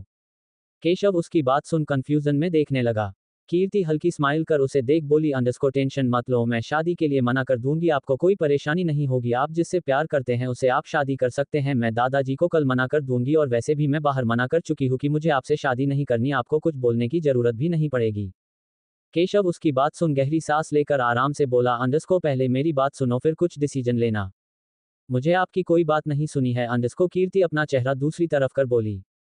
केशव उसके और पास आ गया, उसका चेहरा अपने हाथ से पकड़कर अपने सामने किया, उसकी आंख में देख बोला, अंडरस्को मैं बोल रहा हूं मुझसे बात करो, मुझे गुस्सा दिलाने की कोशिश मत करो। क्यों ना करूं, जब इतना ही गुस्सा आ रहा है तो चले जाओ ना, रूम से क्यों परेशान करने आ गए हो मुझे। मैं बोल रही हूं क्या कि आओ मेरे रूम में, मैंने तो शादी के लिए मना कर दिया है, न जाओ उसी के पास जिससे प्यार करते हो। अंडरस्को कीर्ति भी गुस्से में आ गई, वो केशव के सीने में दोनों हाथ रख जोर से उसे धक्का दे बोली। पर केशव तो एक कदम भी नहीं हिला, वह वहीं खड़ा रहा, कहाँ कीर्ति और कहाँ केशव। केशव उसे समझाना चाहता था लेकिन कीर्ति है कि समझने को तैयार ही नहीं थी, वह बार बार उसे धक्का दे रही थी, उसे बाहर जाने को कह रही थी, बार बार मना कर रही थी कि उसे शादी नहीं करनी है, वह मना कर देगी, उसे शादी नहीं करनी वह मना कर देगी। केशव कीर्ति के दोनों कंधे जोर से पकड़ बोला, अंडरस्को कीर्ति मेरी बात सुनो। नहीं सुननी मुझे कोई कीर्ति उसके आगे कुछ कहती, केशव ने उसका मुंह बंद कर दिया। यार किस नहीं किया, वह अच्छा लड़का है, उसने अपना हाथ रख जोर से उसका मुंह बंद कर दिया। अपने पॉकेट से रुमाल निकाला और उसके मुंह में बांध दिया। कीर्ति उसे ऐसा करता देख हैरान हो गई। वो हिलने लगी। केशव उसे हिलता देख कीर्ति का हेयर बैंड से उसके हाथ को पकड़ लिया, एक हाथ अपना उसमें डाल दिया जिससे कीर्ति भागे न। कीर्ति उसे ब्लॉक करता देख हैरान हो गई। वह उसे आंखों से इशारा करने लगे खोलने को, पर केशव ने उसे बेड पर बैठा दिया। खुद घुटनों के बल नीचे बैठ गया। कीर्ति सर नीचे कर उसे देख रही थी। केशव उसे देख आराम से बोलो अंडरस्को कीर्ति मेरी बात ध्यान से सुनना, मैं सच कह रहा हूं। कीर्ति बिना उसकी बात सुने अपना चेहरा दूसरी तरफ कर ली, अपनी आंख बंद कर ली। केशव उसे खुद को देखता न देख बोला अंडरस्को ठीक है, तुम्हें मुझे नहीं देखना मत देखो, पर मैं तो बोलूंगा क्योंकि तुम्हारे कान तो खुले हुए हैं। I love you underscore. Keshav Kirti को देख प्यार से आराम से ठंडी आवाज में बोला। उसकी आवाज में काफी सुकून था, तसल्ली थी। कीर्ति उसके मुंह से आई लव यू सुनकर अपनी आंखें खोल ली और अपना सर उसके तरफ कर लिया, उसे देखने लगी जो उसे ही देख रहा था। हाँ आई लव यू अभी से नहीं, बचपन से जब पहली बार तुम्हें देखा था, जब तुम पहली बार यहाँ आई थी, छोटी सी लड़की जो 2 चोटी करके गार्डन में खेलती थी, उस लड़की से मुझे प्यार हो गया था। जब मैं प्यार का मतलब भी नहीं समझता था, सब लोग मुझे तुमसे राखी बंधवाने को कहते थे। जब तुम शौर्य भाई कार्तिक को राखी बंधती थी, पर मैं नहीं बंधवाता था, हमेशा कुछ न कुछ बहाना बना देता था अंडरस्को। केशव हंसते हुए बोला। कीर्ति उसे देख रही थी, जो हो इतने साल से सुनना चाहती थी, आज वह उसके मुंह से सुन रही थी। उसे ऐसा लग रहा था जैसे वह सपना देख रही है, और अगर वह सपना देख रही हो तो सच ही हो, क्योंकि वह इसमें जीना चाहती थी।